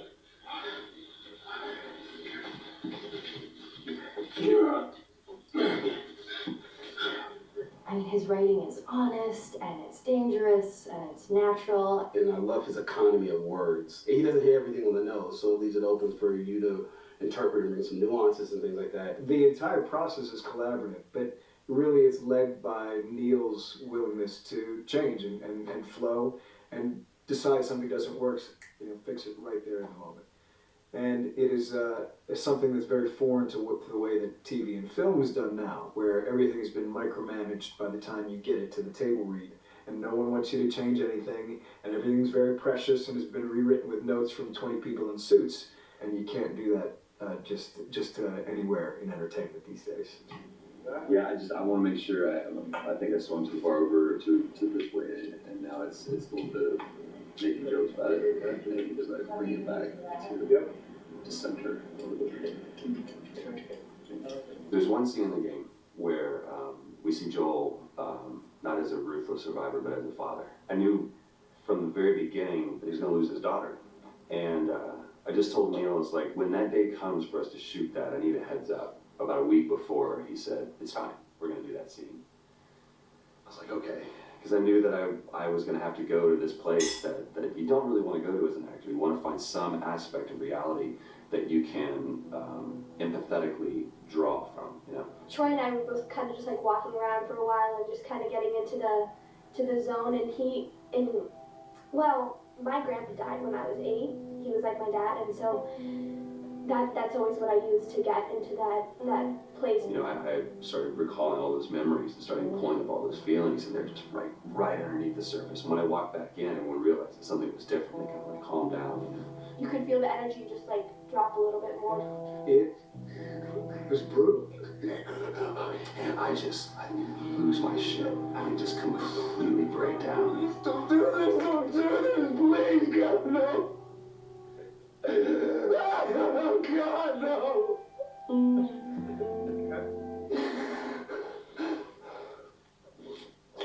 The soundstage was deathly still. That was the first take, and I felt really good about it. And it's like, Neil said, okay, let's do it again. So you do it again, and automatically you feel like you're manufacturing because you're trying to go back to that place, and you're in that actor nightmare of, trying to get back to that reality. And we go through it again in 5th and 6th and 7th take, and I'm just exhausted, and I'm crying between takes. And I'm looking at Neil going, this is really, really hard. And finally, after like the 8th or 9th take, he said, all right, I think we got it. I was like, oh, thank God. And I went outside, and I was just jacked up for the rest of the day. Just a wreck emotionally. But we got it. Then 2 weeks later, he calls me. And he says, so we need to reshoot a scene. I'm like, cool, what scene are we doing? And he just looks at me. I said, dude, don't do this to me.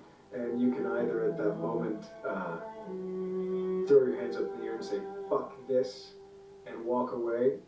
Or you can say, okay, this is an opportunity to get it more right. I'm like, okay, all right, you don't think you got it? I'm going to show you that you got it. We've got it in the can.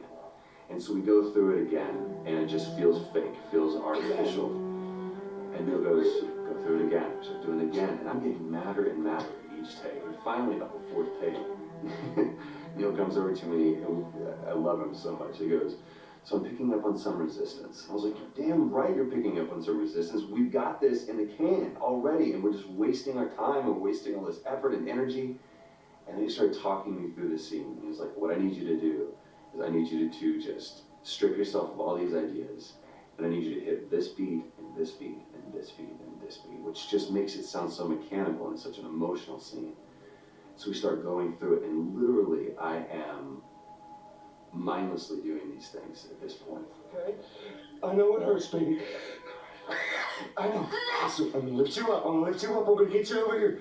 Come on, baby. Come on, work with me, please. Okay? Baby. Sarah. Sarah! Don't do this to me, baby. Don't do this to me, baby. Come on. And he's stops, he goes, now we got it. And I realized that the reason why I wanted that first take to work was because I wanted everyone to look at me and go, wow, what an actor. And that's not what the scene needed. Those moments where you just have to sort of calm your ego down and just go back and do your work. That scene actually works, not because of me, but in spite of me. And that really is the marker and definition of working with a truly good director. There are many like it, but this one is yours. Why don't you have a seat?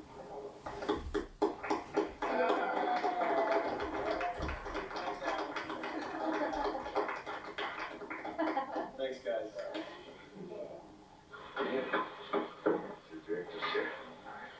Working on the project, we knew we wanted to have a pretty minimalist soundtrack. And we had a folder where we just throw music in there. Looked at the folder one day and we saw we have a lot of stuff here from Gustavo Santaolalla. We're looking for a composer. What if we reached out to him? Oh no. Sarah. You hate me. No, baby, no.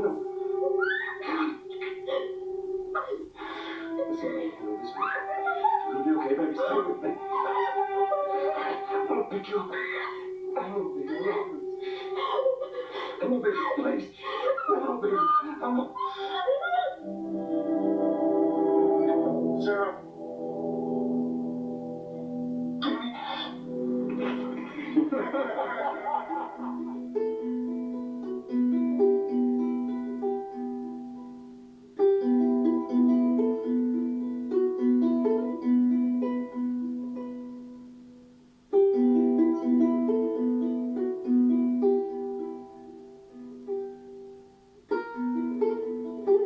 My life has been and still is kind of like a road movie. I grew up in Argentina. I came to the United States in 1978 because we had a horrible political situation in Argentina. We had a military dictatorship where 30,000 people disappeared at the hands of the government and many other more were tortured, and I was blacklisted. It was just impossible for me to keep on living there. I've been jailed many times since I was probably 15 years old just because I have long hair and I play an electric guitar. So I had to embark on this trip.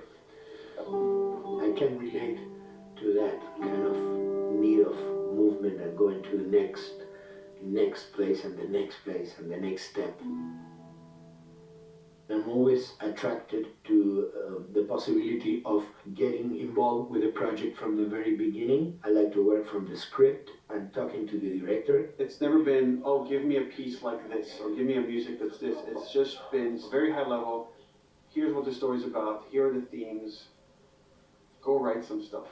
Since I don't know how to really read or write music, by the way I produce music is actually recording it. So I like to come early in the projects, and I did in The Last of Us.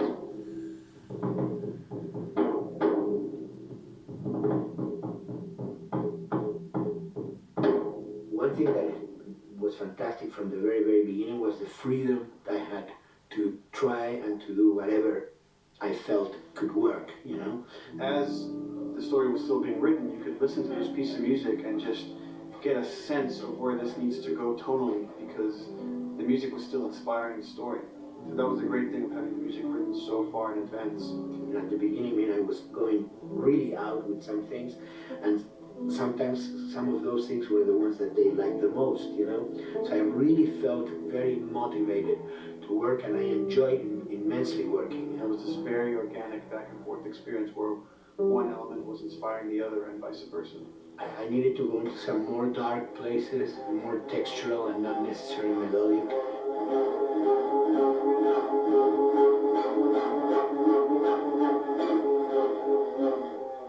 I'm always trying to sort of push myself into playing instruments that I don't know how to play. There's an element of danger and innocence. Lennon once said, you know, give me a tuba and I will be able to do something. I'm an artist. I should be able to do something. I like to put myself in that situation.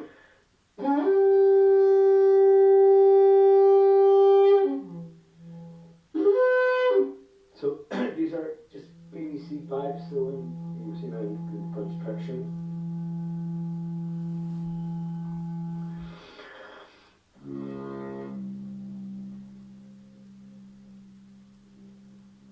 instruments that I know, kind of twist them. From the concept of the prepared piano, you know, I mean, I've worked with prepared guitar to stick things into the guitar and things like that. And also in The Last of Us in particular, I work with the detuned guitars. I really tune the guitar extremely low, and the result is, you know, strings that are very loose and will produce not only sound but produce noise.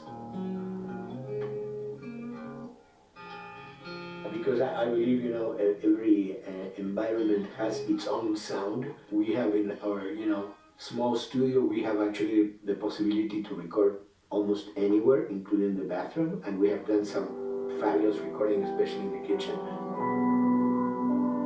When you score to picture, which is something that I don't do, then you know what you're going to expect.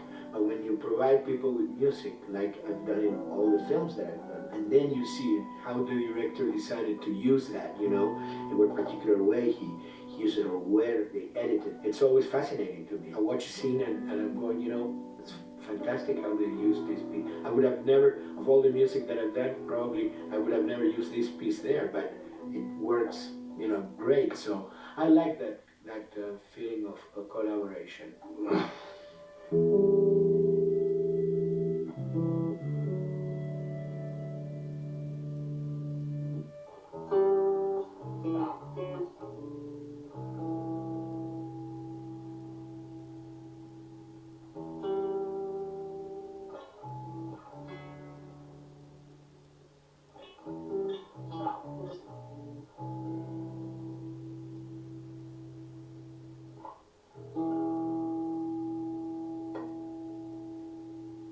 I think, you know, the guys also that work in programming and adapting that music to the game, they should share a lot of the credit for the end result. In the beginning, there was silence.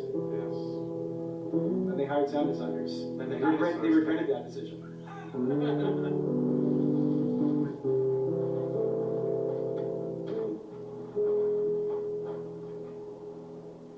Hold it steady. Ha! Got you. In a much quieter environment like that, we really had to fill out the soundscape with much more natural sounds, much more detailed, delicate sounds. The tension comes from the lack of sound, in a way. Your brain is thrown off because we're expected to hear buses and crowds. All of a sudden I hear wind and leaves rustling. Again, it's creepy and beautiful at the same time because it's almost like I'm going on a hike, but I'm in a downtown area.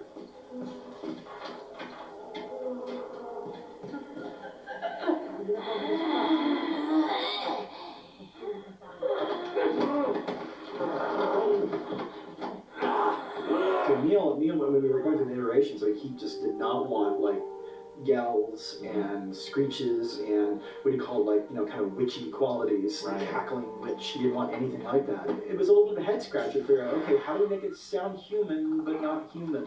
We really did not want to use any animals. We wanted these all to be human. And Derek and I basically decided to hire a couple of voice actors who did some interesting work vocally to see if they could come up with something. And we worked with this girl, Misty Lee. She started giving us these really great screeches. That's no process. Yeah, that's just her voice. And it started going into this little click. We also used a little bit of Phil's voice.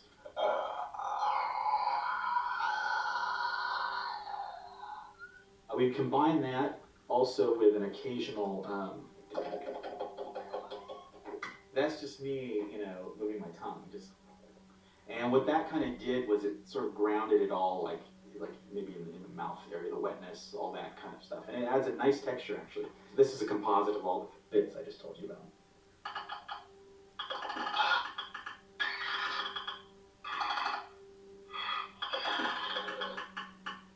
Sounds like it's an apple ball. Oh, the lid? Like the lid, yeah. That's a good idea. Fuck, where were you guys like months ago? Why did we think of that? Why did we think of that?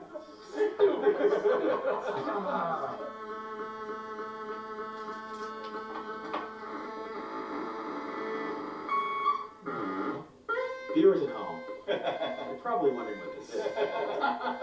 Let me tell you. About 10 years ago, I saw this Synthi A suitcase synth. I wanted to get one. This finally arrived in January, just in time to start using. I thought, well, what can I do with this?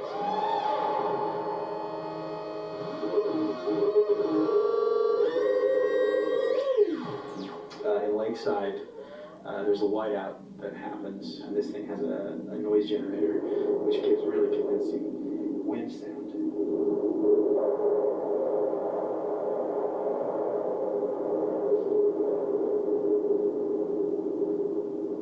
The military still has technology. There's sirens and alarms, so I wanted to try some new concepts.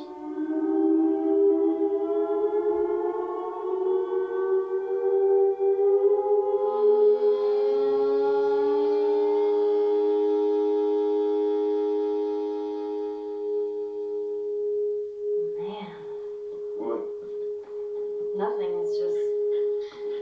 I've never seen anything like this, that's all. You mean the woods? Yeah. Never walked in the woods. It's kind of cool.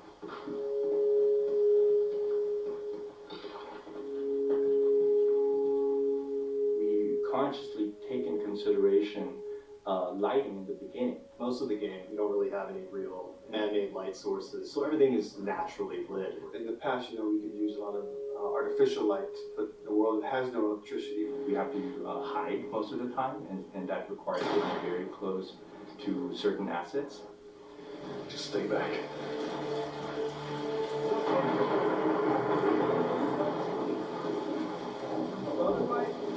Yeah.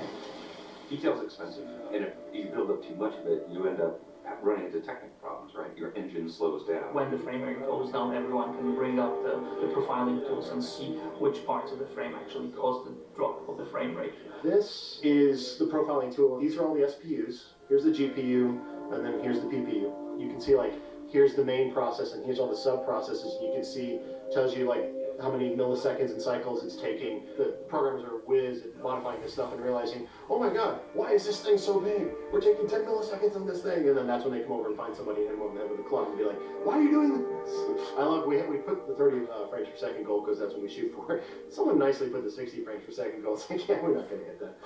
Lighters usually can come up with different lighting setup that still looks great, but is less costly in terms of performance. Did you talk to the character artist about her hand?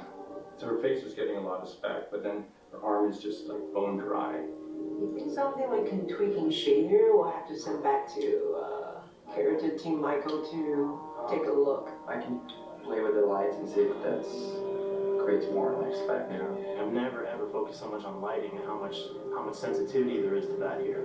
One of the first lighting scenarios I had to do was like 7 a.m. like overcast, and I'd like wake up early and like take photos with my phone. What color are the shadows? What color is the light? It is a master's course unto itself of how to deal with ambient lighting because I've never had to use it so much. Man, this is kind of sad. What is? All this music that's just sitting here. No one's around to listen to it. I don't know, it doesn't seem right. All the characters cast soft shadows onto the environment. Even when there is no direct sunlight or no direct light sources, we still have nice fuzzy shadows. When you're walking down the hallway and you see your soft shadow goes along with you projecting on the wall on the environment, that make everything look real.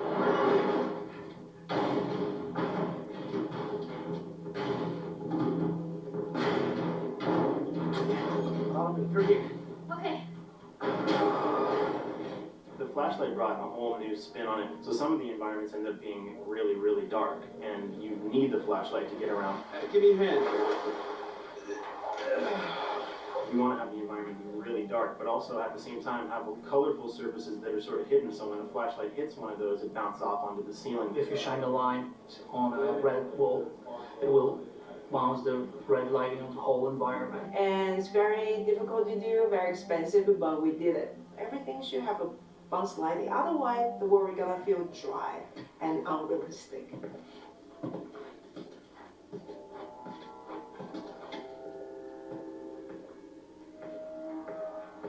I guess this is where the assholes sleep. And slept.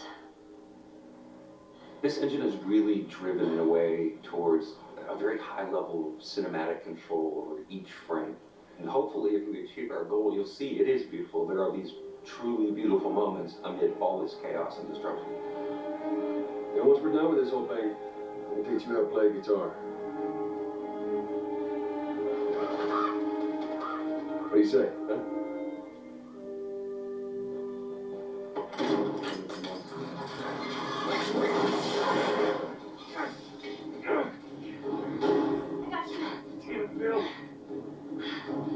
What just happened? One of Bill's stupid traps. There, that Fraser looks like that's a counterweight. Okay. The story really dictates sort of the arc of the overall pacing. Storytelling would always want to be subtle. They would always want to keep the world grounded in reality. But gameplay has requirements where the player needs to see this thing. The player needs to immediately know that the enemy is attacking, that this room is dangerous, that this room is a puzzle that you have to solve. What are the things that we can do on the joystick to make you feel the same way that these characters are going to feel when we get to this next pinch point in the story? There's a turn in a scene that we need these characters to take, and we need you to feel it or understand that, and that means you have to play it. Sam! Oh, thank God. He's running. Over there. Run!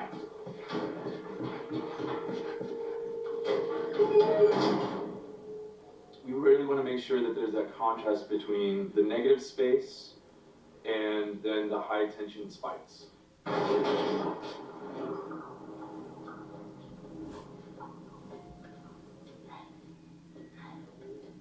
A lot of times we won't play music, or we'll play very minimal music, just to let you know kind of the state whether you're still in stealth or combat has broken out. Hearing someone's footsteps, or hearing a person breathing on the other side of the door, has so much tension to it.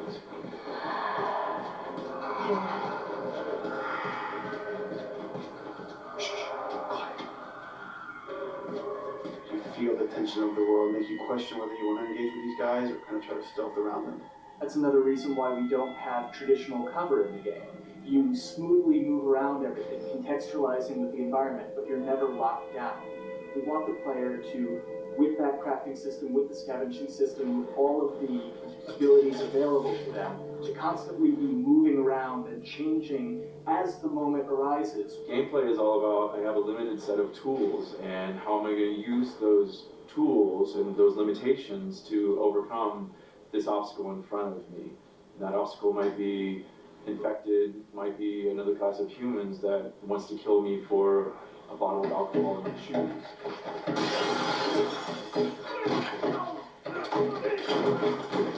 It's important for us that we don't underplay the violence, because then the threat doesn't seem as real.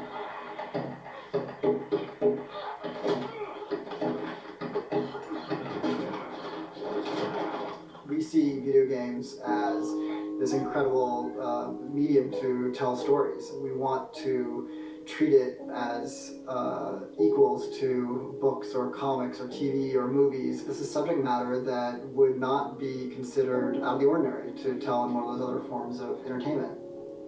Fucking hunters. See, this could have been us. We wanted you to buy just the desperation of these people and why they're behaving this way, because it's so brutal. And at the same time, we didn't want to make it so over the top, stylizing it, so that it doesn't become as real. It was important for us actually to hit that middle ground where it's kind of disturbing.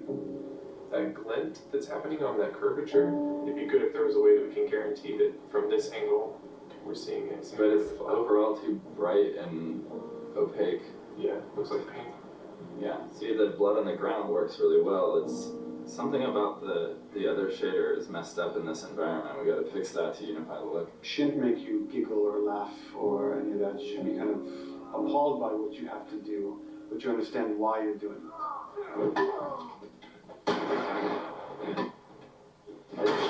You want to feel each hit. You want to feel each concussive strike. lives are at stake. We wanted Death Animation to have impactful performance, not just have a guy keel over ragdoll. In real life, a guy hitting a guy takes a half a second, but in the game world, you want that to be as instantaneous as possible. I lived my whole life in this very ugly test level, basically just fight dudes in here all the time. Almost every move is divided between like an intro and a swing. And one of the many things I have to end up doing is like counting frames and being like, okay, on frame 18, I want you to get out of here. I want you to be able to start moving.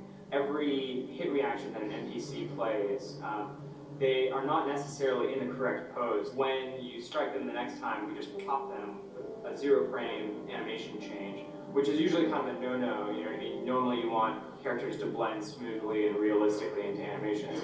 But what we found is that you can cover that pop up with a heavy impact. They can go from almost any pose into the pose that the impact starts from, and your eye just covers up the transition for you. So if you throw a brick at a guy, it puts him in this like kind of staggering stun state. And that changes the moves that you do when you come up and punch him. So now I'm gonna come up and punch him, and now when you're punching him, because you hit him down, you get this like auto aim moment where you get like a free headshot. I try to make it so that, you know, if you kind of know what you're doing, that you can set yourself up for 1 + 2 = 3. Right here! Memory on a console is a very precious resource. All of Joel's animations with every weapon, all the NPC animations, the stealth kills, you know, all that stuff happening need to fit within a 4 meg to 5 meg memory footprint. This is a list of everything that's loaded in game and how much memory it's taking, because memory is our most precious resource right now. So we have a level, we call it the bookstore, it's in Hunter City. And this is a zone, for example. So when I send an AI to this zone, he will never leave its boundaries. I want guys to guard this exit where you have to go through. So I'll zone a couple guys around there to make sure that they, you know, they can fight you and use all this cover, but they want to stay around this door. This is another key component of the AI, is what we call an ad mesh. This defines the overall play space of where an AI knows he can or cannot go. Hey look, that's where a cover used to be. And there's a hole cut out for it, I gotta fix that. Here's some other wonderful things. See these little red polygons? Yeah, that means they're not linking right for some reason. So that means they can't really walk through here properly. It's a bug and I need to fix it. Welcome to my life.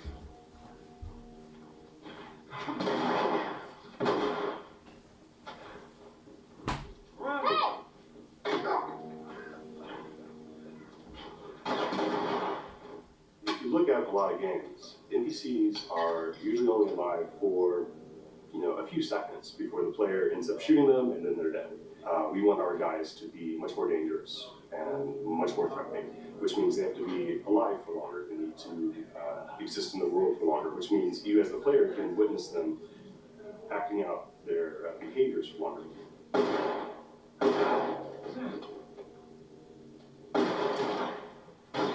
So we've been working really hard on our AI systems. Back to the box, biggest bullet is going to be like AI. So we tried a number of different prototypes with the buddies, including having Ellie be super independent of you. She would try to flank the enemies, get behind them, or get between you and them. And a lot of times those decisions should surprise you, just like a real person, a real character would surprise you. And we discovered after many different prototypes, the best thing for her to do generally is to stay very near you. You need the exploration, you need the scavenging, you need something to say like, okay, if we just crank it to 11 the whole time, then it's pinned up there and there's no time to breathe, no time to assess or analyze, no time to really contrast. There's no way of shifting the pacing.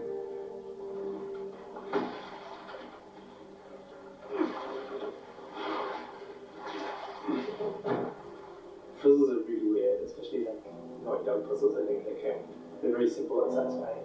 Most of this puzzle is strict exploration. You can see the ladder here, you can see the pallet there, you can see a clear route up to the ladder. So you're like, okay, maybe I have to get Ellie to the pallet, push the pallet over to the side, and then climb up and level the ladder. So that whole part is like, that's not a puzzle that's not regarded as a puzzle, but when you feel like you've got the solution, you're like, okay, I'm going to climb inside it, and you climb it, and it breaks off. Hopefully then the player will feel a little bit stumped and they'll be like, I'm not really sure what I'm meant to do now, and so this is where the puzzle starts. Hopefully at this point, like all of the elements that the player needs to solve the puzzle are very familiar to them because they've been through the previous exploration beats. They're improvising with elements that are at their disposal. That's a really sort of like strong theme throughout like The Last of Us. They do survive and they take like the tools you're given and they use them in like creative ways to survive.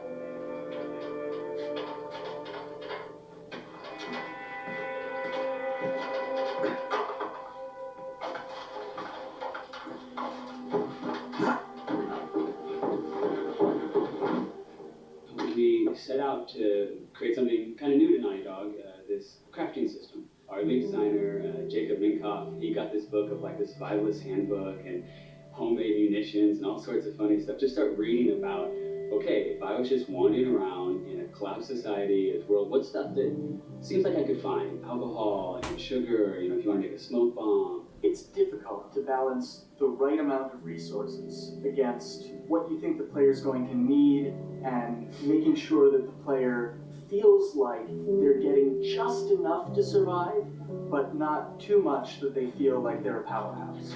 We wanted you to be forced to make some choices in the world that showed how depleted the resources were. So if there's a particular point in the story where the characters are having a particularly difficult time surviving, then we want you as the player to be finding fewer items, farther apart, harder to survive. We will item starve you at the same time that those characters are feeling starved and worn out. Then you expose something to them. Oh, here's a cache. I can just get into that.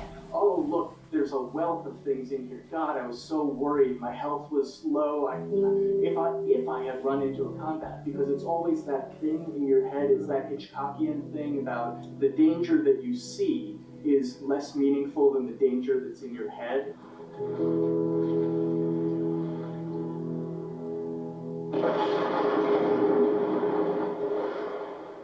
When we're designing the levels, you know, it's nice to have the stuff that we know people are going to encounter. You know, we kind of call this some of the critical path stuff. These are the things that 9 out of 10 players are going to find. They're right in the way to where you have to go. And then whenever designing a level, you want to have that a little nook and cranny, right? You want to reward the player being like, oh, you went over here. And then you also want to have that other second nook and cranny. The player is supposed to go place a ladder here and climb up through the rest of the hotel.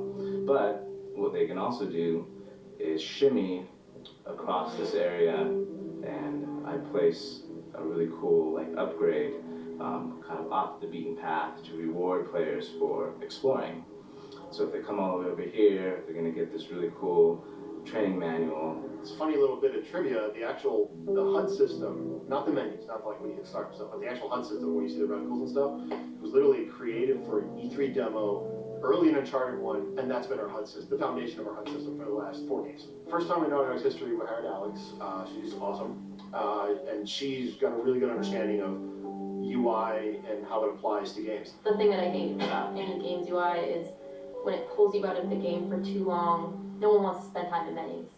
Nobody loves UI, if we're being honest. Like, weapon slotting has probably gone through more iterations than any other system. The stuff that we finally ended up implementing, you press select, you get into this menu, then you D-pad left and right through the slots, and then D-pad up and down will change the weapon, and then just, you don't have to press X or anything, you just select out of it. When you're still, like Joel is here, that's fine, but then as soon as you get into an actual situation, so I'm gonna go over here and cause some trouble. Okay, so where they go? Oh, good. Alright, so now I'm out of ammo. Now I need to like get back in that menu. I have to like run away from them, get into the menu, get out of it. And it ends up feeling like super clunky. Like again, okay, I'm out of ammo again. Get out of here. I need to take out one of my other long guns. And now Bill's in trouble. Bill's in trouble over here. And I've got to like I'm in a menu now and it's like, oh shit, whoever designed this UI is so bad. Like, what were they thinking? Bill's gonna die. In theory, it worked, but then in practice, it felt a little clunky. We wanted it to be the absolute minimum amount of button presses. You don't say to yourself, oh, I'm never going to be able to do this in time, so I'm just going to give up. I'll die, I'll restart, let me try again. You want to always make the player feel that there is a way to survive. They can just do this fast enough. And like what's going to go in now, if you just left, right, D-pad through this stuff, you swap out your guns like between long gun and short gun. If you're now on this gun and you were to hold X to pick your gun, so it all happens within the same system that you're using to slot the weapons. The first iteration that I did on that was awful. It just took way too long to get in. It was just a mess. QA was so upset at me like all the time. Should hate me now because of that system.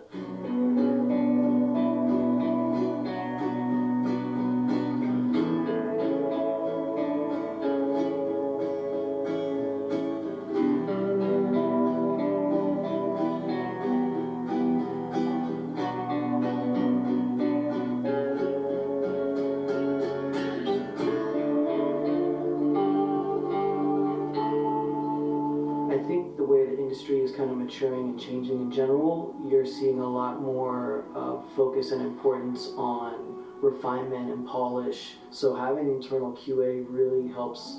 The industry is kind of changing from QA being this like tighten up the graphics on level 3 bro kind of vibe to like really being a more technical, mental, investigative job. On the publisher side, it's more reactive towards the code being delivered in a stable, controlled environment. Whereas on the developer side, especially at Naughty Dog, we are going beneath the art and the design. We're given enough weight where we can go up to somebody and be like, look, you have to fix this. Why? Come over, I'll show you. That kind of feedback, I would love to be able to say like, that was us, but it gets so diffused throughout the iteration process that you're just kind of like adding your I guess like genes into the gene pool and then just seeing what happens, you know what I mean?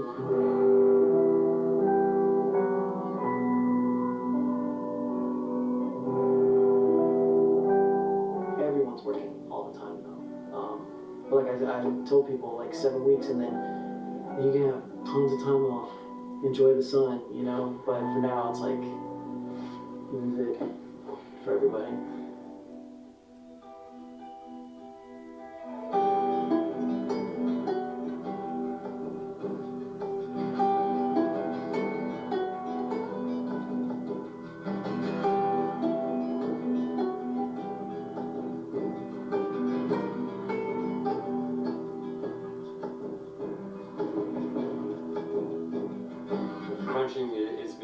Is part of making games. I feel it's human nature, right? If I'm gonna have a guest at home and it's gonna come for a couple of weeks, I'm probably gonna clean their room just the day before they arrive, right? And I think it's the same thing. It's just like everything comes together at the end. I personally enjoy Project. I think you get this like absolute laser focus because it has to come together. There's a camaraderie, totally, yeah. The vibe is everywhere, you know what I mean? Everyone's kind of like giving it 150% at this point. We're getting there, right? You start to get these glimmers, and I don't think anyone who doesn't make games realizes how late in the process you get those glimmers. 1 week before we shipped that press demo, we're all like, this kind of sucks. What's going on here? It's like, we need to dig down and find this, and in 1 week, the fun came together. Like you're shooting at a guy and then somebody flanks you and you hit him and you avoid the other guy who's shooting you and then you flank and go behind cover and you're like, oh, that 5 seconds in that 15-hour game was really, really fun. How do we make that 5 seconds happen thousands more times? My favorite video game is making video games. It is as challenging and as complex and as interesting. We had to like try all the things that didn't work. What's hard about Crunch? It's like marching through that swamp of it not working. I mean, nothing's ever really final because you can always make something better. Always. So we're constantly changing and constantly reiterating and trying to make it better and better and better pretty much until we ship. As an artist, you're never really happy with your work. You could be given like 100 years to work on something, you'll still find things to nitpick and things to fix. Yeah, you can work on the game for 10 years and you'll still be crunching at the end. So it's like, okay. All of a sudden, it's like getting ready one morning in the shower, and I was just like, oh yeah, I'm about to ship another title. This is going to be a really good title. And it gets you excited, and you're like, all right, Do I think the game's gonna be good? Yeah, it's gonna be awesome. I think it was good a little while ago, and now we're gonna make it kind of amazing. What it will take to get there in these next 5 weeks, it's gonna be a lot. I'm excited. I have faith. Every time we're shipping a game, it's terrifying. You just hope for the best. You don't know, right? I mean, people have different opinions. We have to go with our guts, but I trust the team just to pull it out. This, hands down, is the hardest, most challenging thing I've ever done. We sweat a lot, and we worked a lot, and we all went home tired, you know? But I think that's you're gonna see that on the screen. I think it's gonna pay off. Ellie? Ellie? What? Left.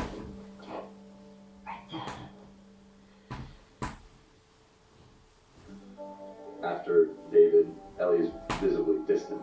You could have done a cutscene to show, hey, you're being very distant, and she's not responding. But to also do that in gameplay, to where it's something that you've done just countless times throughout the game with, you know, move boost you up here, get the ladder, bring it down so we can do this systemic thing. And the character responds with that, and you have to actually go over to her and go, hey, come on, the ladder, we've done this, let's do this.